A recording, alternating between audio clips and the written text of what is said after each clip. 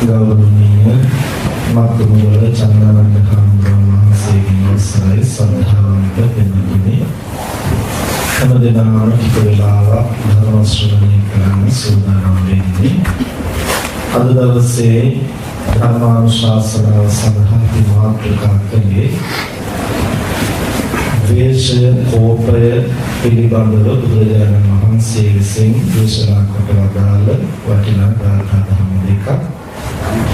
අද මේ ගාථාව මූලික කොටගෙන ආවේග පාලනය එහෙම නැත්නම් කෝපය ද්වේෂය මතුවෙන අවස්ථාවල ඒ පාලනය කරගන්නට ප්‍රායෝගිකව අපට භාවිත කළ හැකි උපාය මාර්ග කීපයක් පිළිබඳව මේ ධර්ම දේශනාවෙන් පැහැදිලි කර දෙන්නට බලාපොරොත්තු වෙනවා. විශේෂයෙන් මේ දේශනාව අද සිදු කරන්නට අපි අදහස් කළේ ඊයේ දවසේ උපෝසත සීලය සමාදන් වෙලා දවසේ වැඩසටහන සිදු කරන අවස්ථාවේ විශේෂයෙන් සවස් වගේ ධර්ම සාකච්ඡාවේදී කීප දෙනෙක්ම ද්වේෂය කෝපය පාලනය කර ගැනීම පිළිබඳව විමසලා තිබුණා. ඒ වගේම අපි කොයි කාටත් දෛනික ජීවිතේ දවසකට වරක් දෙකක්වත් කෝපය මතුවෙන්නට අවස්ථා එළඹෙන්නේ නැති දිනයක් හොයන්නට බැරි තරම්. ඒ බඳු අවස්ථාවල තමන් කුපිත වෙනවද නැද්ද කියන එක වෙනම කාරණයක්. නමුත් ඒ බඳු අවස්ථා ඕනෑ තරම් එළඹෙනවා. ඒ නිසා මේ අවස්ථාවන් තේරුම් අරගෙන තමන්ගේ සිත සකස් කරගන්නේ කොහොමද? ඒ අවස්ථාවම ප්‍රයෝජනෙට ගනිමින් නිවන් දකින්නට ගුණ පුරන්නේ කොහොමද?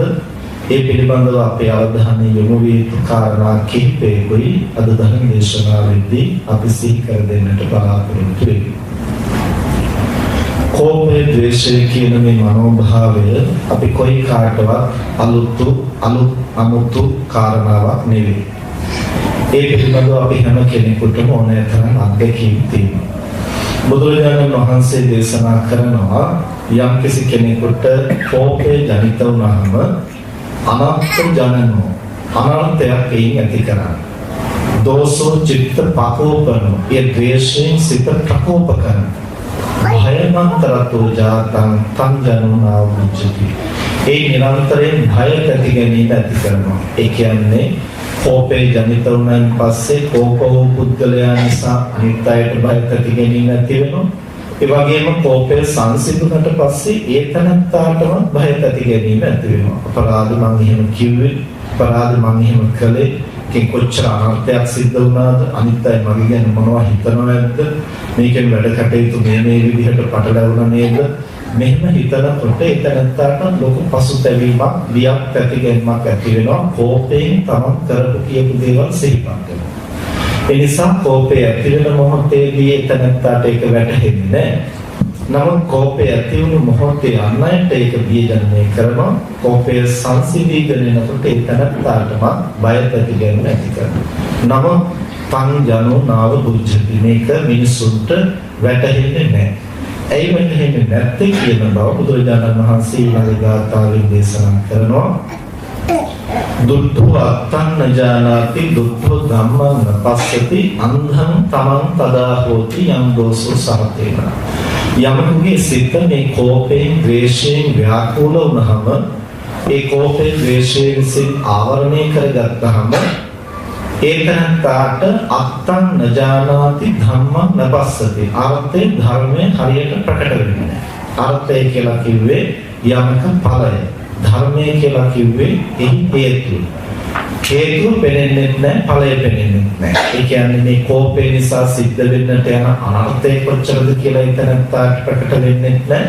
ඇත්තම තමයි මේ කුලප් වෙලා දඟලන්නේ මොකක් නිසාද කියලා පැහැදිලිව තමන්ට තේරෙන්නේ නැහැ.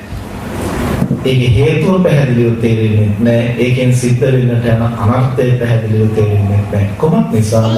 අන්ධං තමන් තදා හෝති. ඒ වෙලාවට මහා ඝන අන්ධකාරයක ගිලුණා වගේ අන්ධකාරයේ ඉන්න තැනට නැගිටලා කොහෙට යන්න ගියා වුණා අතනත් හැපෙනවා, කනුවෙත් හැපෙනවා, පිටියෙත් හැපෙනවා, මේසෙත් හැපෙනවා, උඩුවෙත් හැපෙනවා. ඒතකොට ආලෝකයේ තිබුණා නම් ඒකකවත් හැප්පෙන්නේ නැතුව යන්න ඕන තරම් ඉඩකඩ තියෙනවා. නමුත් අඳුන නිසා කිසිවක් පේන්නේ නැති නිසා ඒ හැම තැනකම ඒ තැනත්තා හැප්පෙනවා. එතකොට අනිත් වෙලාවට හැපෙන්නට ඕන නැතුව පහසුවෙන් කටයුතු කරන්නට පුළුවන්කම තිබුණත් අන්ධකාරය නිසා හැම තැනකම හැපෙනවා, ගැටෙනවා, ඇදගෙන වැටෙනවා, ආයෙත් ආයෙත් හැපෙනවා. මේ විදිහට සිත කෝපයෙන්, ද්වේෂයෙන් ව්‍යාකූල වුණාම, අඳුරු වුණාම ඒ තැනත්තා නොගැටිය යුතු කාරණේ ගැටෙමින් මහත් වූ අනර්ථයක් ඇති කරගන්නවා. එහි හේතුව ඵලයකට නැති නිසා. ඉතින් මේ බඳු අනර්ථයක් මෙබඳු ආවේගයකින් ඇති කරන නිසා බුදුරජාණන් වහන්සේ දේශනා කරන්නේ සිහිනුවණින් යුක්තව ඒ කෝපය, ඒ ද්වේෂය පාලනය කරගන්නට අපි වෑයම් කළ යුතු බව. කෝපේ, ද්වේෂය විවිධ මුහුණු වලින් අපේ සිතේ මතුවෙන්නට පුළුවන්.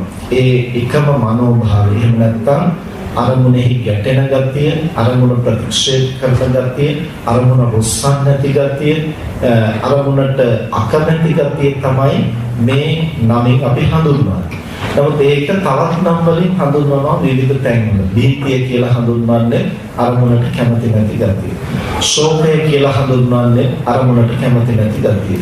ඒ වගේම අකමැත්ත, අප්‍රසාදය, එපා වීම, අපිරියාව, පිළිකුල ආදී වශයෙන් සමහර වෙලාවට හඳුන්වන්නේ මේ එකම මනෝභාවය.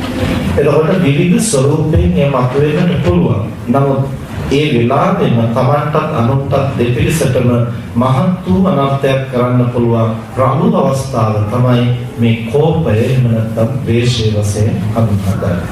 ඒ අවස්ථාව තමන්ගේ සිත දූෂ්‍ය කරනවා වගේම අන් අයටත් ඒ වෙලේම අනතුරු කරන්නට තරම් ඉදිරිපත් වෙන්නට අපි පොළඹවනවා.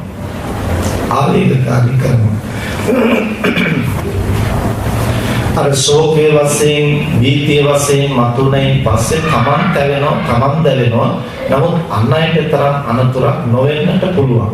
නමුත් කෝපයේ, ද්වේෂයේ කියන ස්වභාවය හැම විටම අන් අයම අභිභවා යන්නට, අන් අය මනින්නට, ඒ කියන්නේ තමන්ට කෝපේ ජනිත උනේ කවර කාරණයක් පදනම් කොටගෙනද ඒ අරමුණ යටපත් කරන්නට, ඒ අරමුණ සමග ගැටෙන්නට ඉදිරිපත් වෙන ගතිය තමයි මේ කෝපය, ද්වේෂය කියන අවස්ථාවේ පවතින ඊටම අනන්තකාරීව ස්වභාවය. ඒ නිසා අන්‍ය ස්වરૂපයන්ගෙන් ඒ අපේ මනසේ පහළ වුණත් ඒක තමන්ගේ නිවන් මාර්ගයට බාධාවක් වෙනවා. තමන්ගේ මනස කිලිටි කරන්නට, දුර්වල කරන්නට හේතුවක් වෙනවා. නමුත් මේ කෝපේ, ද්වේෂය කියන ස්වභාවයෙන් එය ධර්මයේ උපමා කරන්නේ දණ්ඩෙන් පහරලත් සර්පයෙක්සේ. දණ්ඩෙන් පහරලත් සර්පය වහාම ප්‍රතික්‍රියා කරලා අනිත් අතට දෂ්ට කරනවා.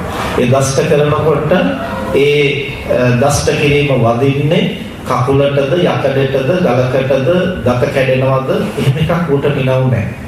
ඒ වගේම මේක යටපත් කරගෙන ඉඳලා පස්සේ දෂ්ට කරන්න කියලා එහෙම හිතුත් නැහැ. වහාම කුපිත වෙච්ච සැනින්ම අනිත් අතට ප්‍රතික්‍රියා දක්වනවා. ඒකෙන් අන් අයට හානියක් වෙන්නත් පුළුවන්, නොවෙන්නත් පුළුවන්. හැබැයි Tamanට හානියක් වෙන්නත් පුළුවන්, නොවෙන්නත් පුළුවන්. ඒ කොහොම වුණත් ඒ සතා ක්‍රියාත්මක වෙනවා. නමුත් මේ ද්වේෂය, කෝපය කියන ස්වභාවය ලෝකේ අන් අයට අනතුරක් සිදු වෙනවද නැද්ද කියන එක වෙනම කාරණයක්. නමුත් තමන්ගේ සිත කිලිටි කරන්න ප්‍රධාන වශයෙන් හේතු වෙනවා. බුදුරජාණන් වහන්සේ උපමා කරනවා හරියට ගිනි අඟුරු ටිකක් අතින් අරගෙන තව කෙනෙකුට දමා ගැස්සුවෙන් පස්සේ අනේකාට වැදුනොත් තමයි අනේකා පිළිස්සෙන්නේ. හැබැයි නොවැරදීම සිද්ධ වෙන දේ තමයි තමන්ගේ අත පිළිස්සෙන්නේ. අස්ටි ටිකක් අරගෙන තව කෙනෙකුට දමා ගැස්සුවොත් අනේකාගේ ඇඟේ වැදුනොත් අනිත් තැනත්තා අපවිත්‍ර වෙනවා, කිලිටි වෙනවා. නමුත් නොවැරදීම සිද්ධ වෙන දේ තමයි තමන්ගේ අත කිලිටි වෙන එක. අන්න ඒ වගේ කෝපය, ද්වේෂය අන්නයි පදනම් කොටගෙන තමන්ගේ සිතේ ජනිත වුණාට අනුන්ට අනතුරක් වෙනවද නැද්ද කියන එක දෙවෙනි කාරණය. ප්‍රධාන වශයෙන්ම තමන්ගේ සිත කිලිටි කරලා තමන්ට අනර්ථයක් ඇති කරනවා. ඒ නිසා අනුන් ගැන සිතන, තමන් ගැන සිතන සියලු දෙනා විසින්ම ඒ බඳු ආවේගයන් සමනය කරගන්නට හැම විටම උත්සුක වීම අවශ්‍යයි. ඒ නිසා අද ධර්ම දේශනාවේදී අපි සාකච්ඡා කරන්නට බලාපොරොත්තු වෙන්නේ ඒ අපට සුපුරුදු අපි කොයි කවුරුත් අත්දැකලා තියෙන මේ අනර්ථකාරී මනෝභාවය හඳුනාගෙන ඒ පාලනය කරන්නේ, දුරු කරගන්නේ කොහොමද? ඒ සඳහා අපට භාවිතයට ගන්නට පුළුවන් උපාය මාර්ග මොනවද කියන බව. හුඟක් දෙනෙකුට මේ තමන්ගේ సంతානෙහි කෝපය, ද්වේෂය මතුවීම අනර්ථකාරී කියන බව සිහි බුද්ධිය තියෙන හැමෝටම වැටහෙනවා. නමුත් ඒ ගොඩාක් දෙනෙකුට නොවැටහෙන කාරණයක් තමයි කොහොමද අපි මේක දුරු කරගන්නේ. බොහෝ දෙනා අපි සමග කතා බහ කරනකොට අහන ප්‍රශ්නයක් තමයි හම්බුනේ කෝප වෙන එක හොඳ නැහැ කියලා දන්නවා. නමුත් මේ මිනිස්සු කරන දේත් එක්කලා කෝප වෙනවා. කෝපෙ මතුවෙනවා. මේ දරුවෝ කරන වැඩත් එක්ක රටේ ලෝකෙ මිනිස්සු කරන දේවල් ඒවා අහනකොට අපේ ලේ කුපිත වෙනවා. ඒ කොච්චර තරහ ගන්න නැහැ කියලා හිතාගෙන හිටියා වුණා. ඒ වෙලාවට ඒ ඔක්කොම අමතක වෙලා කෝපෙ මතුවෙනවා. කොහොමද මේක දුරු කරගන්නේ කියලා බොහෝ දෙනා විමසනවා. ඇත්තටම එයාට ඕනකම තියෙනවා. ඕනකම තිබුණාට නිවැරදිව මේක කරන්නට නම් එහි මූලයන් අපි හරියට හඳුනාගත යුතු වෙනවා. ඒ නිසා ඒ පිළිබඳව අපි ටිකක් අවධානය යොමු කරන්න වෙනවා. කෝපය දුරු කරන්නට අපේ ජීවිතේ අපි ප්‍රායෝගිකව භාවිත කරපු යම් යම් ක්‍රමෝපායන් කිහිපයක් අපි මෙහිදී සිහිපත් කර දෙන්නට බලාපොරොත්තු වෙන්නේ. දහම් පොතපතේ තියෙන ධර්ම කාරණා පාදක කොටගෙන ප්‍රායෝගිකව අපට ඒවා ප්‍රගුණ කරන්නට පුළුවන්කම තියෙනවා. පළවෙනිම කාරණය කෝපය දුරු කරන්නට නම් අපි දත යුතු අපි තේරුම් ගත යුතු පළමුවෙනිම කාරණය තමයි ඇත්තටම කෝපය ඇති වෙන්නේ කුමක් නිසාද කියලා. දැන් යම් කිසි කෙනෙක් තරහගෙන ඉන්නකොට අපි එහුවොත් මොකද තරහගෙන ඉන්නේ කියලා එකවරම කියන්නේ මොකක්ද? මගේ දුර්වලකම නිසා මට තරහ ගියා කියලා කවුරුත් එහෙම කියන්නේ නැහැ. නෝනා කරපු වැඩේ නිසා, මහත්තයා කරපු වැඩේ නිසා, දරුවා කරපු වැඩේ නිසා, අල්ලපු ගෙදර මිනිස්සයා නිසා, එහෙම නැත්නම් දේශපාලනඥයෝ නිසා, එහෙම නැත්නම් හාමුදුරුවෝ නිසා මේ කවුරු හරි අපිට අපේ කෝපයට පාදක වෙන කෙනෙක් ඉන්නවා. ඒ අනුන් නිසා තමයි හැම විටම අපිට අපි තරහගෙන තියෙන්නේ. එහෙම තමයි අපි හිතන්නේ. එහෙම සිතන තාක්කල් කෝපය දුරු කරන්න පුළුවන් කමක් නැහැ. එයි අපි හැබැයි හේතුව හඳුනාගෙන නැති නිසා. අපි පසුගිය දින ගණනාවෙම ධර්ම දේශනා කරනකොට ධර්ම සාකච්ඡා කරනකොට අපි ප්‍රධාන වශයෙන් කතා කරපු දෙයක් තමයි ගැටලුවක් निराකරණය කරන්න නම් ගැටලුව මොකද්ද? ඒ හේතු මොනවද කියලා හරියට හඳුනා ගන්න.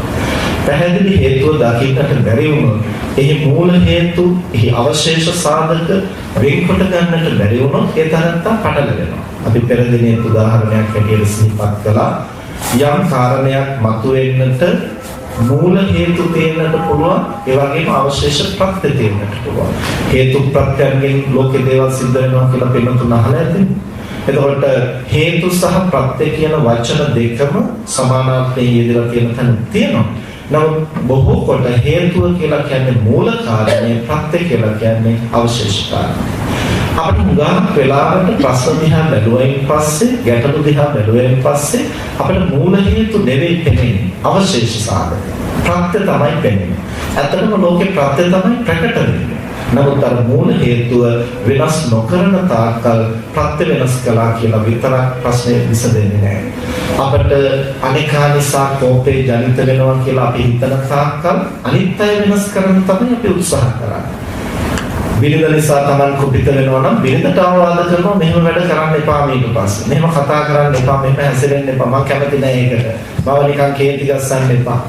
එතකොට බිරිඳ ඒ ටික අඩු කරගන්න පුළුවන්. හැබැයි බිරිඳ ඒ අඩුපාඩු සකස් කරගත්තා කියලා සැමියා නිවන් දකින්නේ නෑ. එතකොට සැමියාගේ අඩුපාඩුව සකස් කරගන්න මේ විදිහට කරන්න එපා, මෙහෙම කරනකොට මට කෝපය මතුවෙනවා කියලා බිරිඳ කියනවා නම් සැමියාගේ දුබලකම් අඩු කරගන්න පුළුවන්. හැබැයි එහෙම වුණාට බිරිඳ නිදොස් වෙන්නේ නැහැ. ඒ මොකද ප්‍රධාන හේතුව, ප්‍රධාන මූලය Taman තුල පවතින නිසා. ඒ නිසා බුදුරජාණන් වහන්සේ දේශනා කරනවා අනිත් කෙනෙක් කරන කියන දේවල් අපේ කෝපය මතුවෙන්නට ප්‍රත්‍ය වෙන්නට පුළුවන්.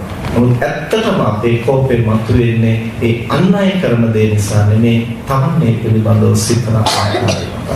අපි උදාහරණ කීපයක් අරගෙන බැලුවොත් අපි හිතමු අපි හොඳට සතුටින් ඉන්න වෙලාවක අනිත් අයත් එක්කලා කතා බහ කරමින් විනෝදයෙන් සන්තෝෂයෙන් ඉන්න වෙලාවක අපේ මිත්‍රයෙක් කෙනා හායි කියාගෙන කොහොමද බොහොම කාලයකට පස්සේ දැක්ක දැන් කොහොමද මේ දවස්වල කියාගෙන කටපුරා hina වීගෙන ආවොත් අපිට තරහක් දැක්ක වෙන්නේ සතුටක් දැක්ක වෙන්නේ. අපිට සතුටක් ඇති වෙනවා. අපි හිතමු අපි අනිත් අයත් එක්කලා ඉන්නවා, මොකක් හරි කරන්න ගිය දෙයක් වැරදිලා හොඳටම ලැජ්ජා වෙලා, එහෙම නැත්නම් මොනවා හරි අපි අතින් වැරදිච්ච දෙයක් නිසා අනිත් අය දොස් කියලා අපහසුතාවයටපත් වෙලා ලැජ්ජාවෙන් ඇඹරෙමින් බොහොම අපහසුයෙන් ඉන්න වෙලාවක අර මිත්‍රාම කටපුරා hina වේගෙන හායි කියාගෙන ආ කොහොමද කියාගෙන එනවා. දැන් අපිට සතුටක් ඇති වෙන්නේ තරහ. ඒක දුවස්තාව තරහ කියනකොට. එතකොට එකම සිනහව. අනිකා බොහොම සුහදශීලී සිතින් කටපුරා සිනාසුනා. එතකොට වර එක අපට කෝපය මතුණා, වර එක අපට සතුට මතුණා. එහෙමනම් අන් කෙනෙකුගේ සුහදශීලී සිනහවෙන් අපට කෝපය ඇති වෙන්නේ සතුට දැනෙන්නේ. එතකොට කෝපය නම් ඇති වෙන්නේ අවස්ථා දෙකේම අපි කුපිත වෙනවා. සතුට නම් ඇති වෙන්නේ අවස්ථා දෙකේම අපි සතුට වෙනවා. එහෙමනම් එකම සිනහවට වරකදී කුපිත වෙන්නට, වරකදී සතුට වෙන්නට හේතුව මොකද්ද? ප්‍රත්‍ය එකම වුණාට අපි පිළිබඳව සිතූ ආකාරය මතයි අපි කුපිත වෙනවද සතුට වෙනවද කියන එක තීරණය වෙනවා. අපි තව උදාහරණයක් ගත්තොත් අපේ තම පුංචි දරුවෙක් ගෙදර දොරේ ඉන්නකොට තැඟිල්ල වෙනවා, මූණ ඉඹිනවා, කෙස් ටිකෙන් අදිනවා, ඇඳුමින් අදිනවා, සුරතල් බස් කියනවා, පිටේ ගොඩ වෙනවා. මේ විදිහට නොඑක් දේවල් කරනකොට අම්මා කෙනෙකුට තාත්තා කෙනෙකුට සෙනෙහසක් ඇති වෙන්නේ කොහොමද? සෙනෙහස. හැබැයි මේ බර ටික අහන්න ඇවිත් ඉන්නකොට එහෙම පිටේ ගොඩ වෙන්න, ඇඳුමින් අදින්න, කෙස් ටිකෙන් අදින්න, මූණේ ඉඹින්න, සුරතල් බස් කියන්න ලැහැත්තුනේ. එතකොට පාර දෙකක් සංසුන් කරන්න උත්සාහ කරන ඊට පස්සේ ඇති වෙන්නේ කොහොමද? පොඩි දරුවා කියලා නෑ අපිට මේ කරන වැඩේ කරගන්න දෙන්නේ නැහැ කියලා නුරුස්නා ගතියක් තමයි තියෙන්නේ. ඒත් දරුවා කරන්නේ එකම දේ. ගෙදරදී කලාය මෙතනදී කලාය කියලා නැහැ, වෙනසක් නැහැ. දරුවා සුරතලයට කරන දේ. නමුත් ඒ පිළිබඳව ගෙදරදී අපි හිතන්නේ නිදහස් මනසෙන්, මෙතනදී අපේ අවශ්‍යතාවය තියෙන්නේ බන්ටි ගන්න එක. ඒ නිසා ඒකට බාධාවක් වෙනවයි කියලා සිතනකොටම අපේ මනසේ කෝපය, නොසතුටක්, නුරුස්නා බවක් ඇති වෙනවා. එතකොට එකම සිද්ධිය පාදක කොටගෙන ඔය විදිහෙන් විවිධ මනෝභාවයන් ජනිත වෙන්න පුළුවන්. වර එකදී ඒ කාරණේ පිළිබඳව සතුට වෙන අපි වර එකදී ඒ කාරණේ පිළිබඳව නොසතුට ඇති කරගන්න. මේ බඳු දේවල් පිළිබඳව විතරක් නෙමෙයි, සමහර වෙලාවට අපට හැඟෙන දේ, දැනෙන දේ, අපි වඩාම ප්‍රේමනාපක දේවල් පිළිබඳව කල්පනා කරලා බැලුවා වුණත් ඒ එකම කාරණා පිළිබඳව අපි විටින් විට විවිධ තීරණ ගන්නේ, විවිධ ආකල්ප ඇති කරගන්නේ. මේ අවස්ථාව, ඒ වෙලාවේ අපි ඉන්න මානසික තත්ත්වය, ඒ වෙලාවේ ගොඩනැගිලා තියෙන පසුබිම, මේ සියල්ල පාදක කොටගෙන තමයි අපි දේවල් පිළිබඳව නිගමනය කරන්නේ. ඒ නිසා අපි මූලික වශයෙන්ම තේරුම් ගන්නට ඕන කාරණේ තමයි කෝපය, ද්වේෂය, ආවේගය අපේ සිත් තුළ ජනිත වීමේ ප්‍රධාන සාධකය වෙන්නේ බාහිරින් අනිත් කෙනා කරන කියන දේ නෙමෙයි, අපේ චින්තනය. දැන් බුදුහාමුදුරුවෝ පිළිබඳව සමහර කුපිත වුණා. බුදුරජාණන් වහන්සේ පිළිබඳව කුපිත වුණේ ඇත්තටම බුදුහාමුදුරුවන්ගේ දුර්ගුණයක් තිබිච්ච නිසා නෙමෙයි. දේවදත්ත හාමුදුරුවෝ, චිංච මානවිකාව, ඒ වගේම සුප්පබුද්ධ රජුරු, මේ බඳු අය තථාගතයන් වහන්සේ සමග කුපිත වුණේ ළඟට මාගන්ධිය, මේ වගේ අය වෛර දැනගත්තේ උන්වහන්සේගේ දෝෂයක් නිසා නෙමෙයි. එමනම් අපට කෝප වෙන අනුන්ගේ වැරද්දක් තියෙන්නට ඕන නැහැ. අනුන් කරන හොඳ වැඩේ වුණත් අපට හරියන්නේ නැත්නම් එතනදී අපි කෝප වෙනවා. එහෙනම් සැබෑම කාරණේ ගත්තොත් අනිත් අය කරන දේ හරිද වැරදිද කියන කාරණේ මත නෙමෙයි අපේ කෝපේ රඳා පවතින්නේ. අනිත් අය කොච්චර හරි දේ කළත්, කොච්චර නිවැරදි දේ කළත්, කොයිතරම් උචිත දේ කළත් ඒක මගේ සංකල්ප වලට, මගේ තීරණ වලට, මගේ නිගමන වලට, මගේ ආකල්ප වලට මම හදාගෙන ඉන්න රාමුවට හරියන්නේ නැත්නම් එතනදී අපිට කෝපේ මතුවෙන්නට පුළුවන්. එකම වැරද්ද අපට අදාළව නොවන පරිබාහිර පුද්ගලයෙක් සිද්ධ කරනවා දැක්කොත් අපි සමහරට hina වෙලා නිකන්. අපට අදාළයි කියන කෙනෙක් මම කියන විදිහට ඉන්නට ඕන, මම හිතන විදිහට ඉන්නට ඕන කියලා හිතන කෙනෙක් ඒ වැරද්දම කළොත් අපි කෝප වෙනවා. එතකොට වැරද්ද නිසා කුපිත වෙනවා නම් කවුරුන් කළත් කුපිත වෙන්නට ඕන. ඒ සමහර කලහම කුපිත වෙන්නේ නැත්තේ. සමහරව ඒ වැරද්දම කරනවා දකිනකොට මිනිස්සු ඒ පිළිබඳව හාස්‍යජනනය කරන්නේ. ඒ කාරණේම වෙනත් කෙනෙක් කරනවා දකිනකොට කෝපය ජනනය කරන්නේ. සියල්ලක් පිළිබඳව විමසිලිමත්ව සිතා බලලා අපි තහවුරු කරගන්නට ඕනේ. ඇත්තටම කෝපය, ද්වේෂය, ආවේගය මතුවෙන්නේ ලෝකේ ප්‍රශ්න නිසා නෙවෙයි. ඒවා අපේ සිතේ තියෙන දුබලකම අවුලවන්නට ප්‍රත්‍ය වෙනවා විතරයි. ඇත්තට මේ ඇවිස්සෙන්නේ, ඇවිලෙන්නේ මගේම මනසේ තියෙන දුර්වලකම. එහෙම ලෝකයේ හේතු නිසා නම් මිනිසුන් කුපිත වෙන්නේ. අපිට කවදාවත් කෝපය දුරු කරන්න, නිවන් දකින්න හම්බ වෙන්නේ නැහැ. ඇයි හැමදාම ලෝකයේ අනුපාඩු වැරදි තියෙනවා. බුදුවරු බුදුනේ, රහතන් වහන්සේලා රහත් උනේ ලෝකේ කන පිට හරවලා නෙමෙයි. වැරදි කරන අය වැරදි කරනවා, බොරු කියන අය බොරු කියනවා, සල්ලාලකම් කරනවා, මිනිමරනවා, හොරකම් කරනවා. මේ සියල්ල අවට පරිසරයේ සිදුවෙද්දී තමන් මේ පිළිබඳව ප්‍රතික්‍රියා කරන ආකාරය වෙනස් කරගෙන තමන්ගේ චින්තනය, තමන්ගේ දැක්ම වෙනස් කරගත්තු තැන උන්වහන්සේලා සියලු කෙලෙසුන් නැසුවා. එහෙමනම් නිවන් මඟ කියලා කියන්නේ ලෝකය කන පිට හරවන ක්‍රමයක් නෙමෙයි. ඒ ලෝකයේ පිළිබඳව අපේ චින්තනය, අපේ දැක්ම වෙනස් කරගෙන අපේ సంతානයේ ජනිත වෙන කෙලෙස් ධර්ම, දුර්වලකම් ප්‍රහීන කරන ගමන් මඟ. ඒ නිසා කෝපය දුරු කරන්නට වෑයම් කරන හැම කෙනෙක්ම මූලික වශයෙන් ඉගෙන ගන්නට ඕන කාරණේ තමයි අන් අය කරන කියන දේ නිසා කුපිත වෙනවා වගේ පෙනුනට ඇත්තටම මේ මූලය වෙන්නේ මගේ චින්තනයයි. ඇයි මට මේ සුළු දේ වෙනස් කරගන්නට බැරි? අපි නිවන් දකින්නට නම් යන්නේ, අපි සියලු කෙලෙසුන් නසන්නට නම් යන්නේ. ඇයි මේ මනෝ ආවේගයකට අපි මේ තරම්ම නතු වෙන්නේ, මේ තරම්ම වහල් වෙන්නේ? ඒ තරම්ම දුබලෙක්ද මම? ඒ තරම්ම ශක්තියක් නැතුවද මම මේ ගමන යන්නට උත්සාහ කරන්නේ? එහෙනම් ටිකක් අපිට දැනෙන විදිහට, ලැජ්ජා හිතෙන විදිහට අපිට විමසන්නට. එහෙම විමසමින් ටිකෙන් ටික මේ මූලික මනෝභාවයන් හඳුනා ගන්නට බැහැ කරන්න. ඇත්තටම පින්නතුනි මේ මොහොතේ අපිට පුළුවන් නම් අපේ සිත දිහා බලන්න. සිත දිහා බලන්න බැරි නම් මට ගිහින් කණ්ණාඩිය දිහාවත් බලන්න. එතකොට අපිට පේනවා කෝපය ඇති වුණාම මූණ බෙරි වෙලා, ඇස් වෙනස් වෙලා, මාංශ පේශි විකෘති වෙලා. ඇත්තටම තදින් කෝපය මතුවුනහම ගිහින් කණ්ණාඩියෙන් බැලුවම මේ මමද කියලා අඳුරන්න බැරි මට්ටමට පළු ස්වභාවය මුහුණෙන් පවත් ඉස් වෙනවා. ඉතින් මුහුණ එහෙමනම් ඇතුළ කොහොම වෙලාද? මෙහෙම ටිකෙන් ටික Tamanට පුළුවන් හැටියට වෑයම් කරන්න ඕනේ. අනුක්‍රමයෙන් Taman දෙසට යවන්න යොමු කරගන්න. නමුත් අපිට කොතෙක් මේ කාරණා දැනගෙනගෙන තිබුණා වුණා කෝපේ මතුවෙනකොට හැමතිස්සෙම අපි දිහා නෙමෙයි බලන්නට අපි පෙළඹෙන්නේ අර කුපිත වෙන්නට ආරමුණු වෙච්ච බාහිර කාරණේ. ඒතනත්තාට රිද්දන්න, ඒතනත්තාට පීඩා කරන්න, ඒතනත්තාගෙන් පලි ගන්න. එහෙමම තමයි අපේ සිත පෙළඹෙන්නේ. නමුත් ඒ වෙලාවටම තමයි අපි අපේ සිත පිළිබඳව පරීක්ෂාකාරී වෙන්නේ. ඒ නිසා තථාගතයන් වහන්සේ සතිපට්ඨාන සූත්‍රයේදී දේශනා කරනවා සදෝසංවා චිත්තං සදෝසං චිත්තං තිපදන්න. ද්වේෂසිතක් ඇති වුනහම ඒ ද්වේෂසිත ඇති වුණු අවස්ථාවේ ඍජුවම Tamanගේ මනස ගැන පරීක්ෂාකාරී වෙන්න.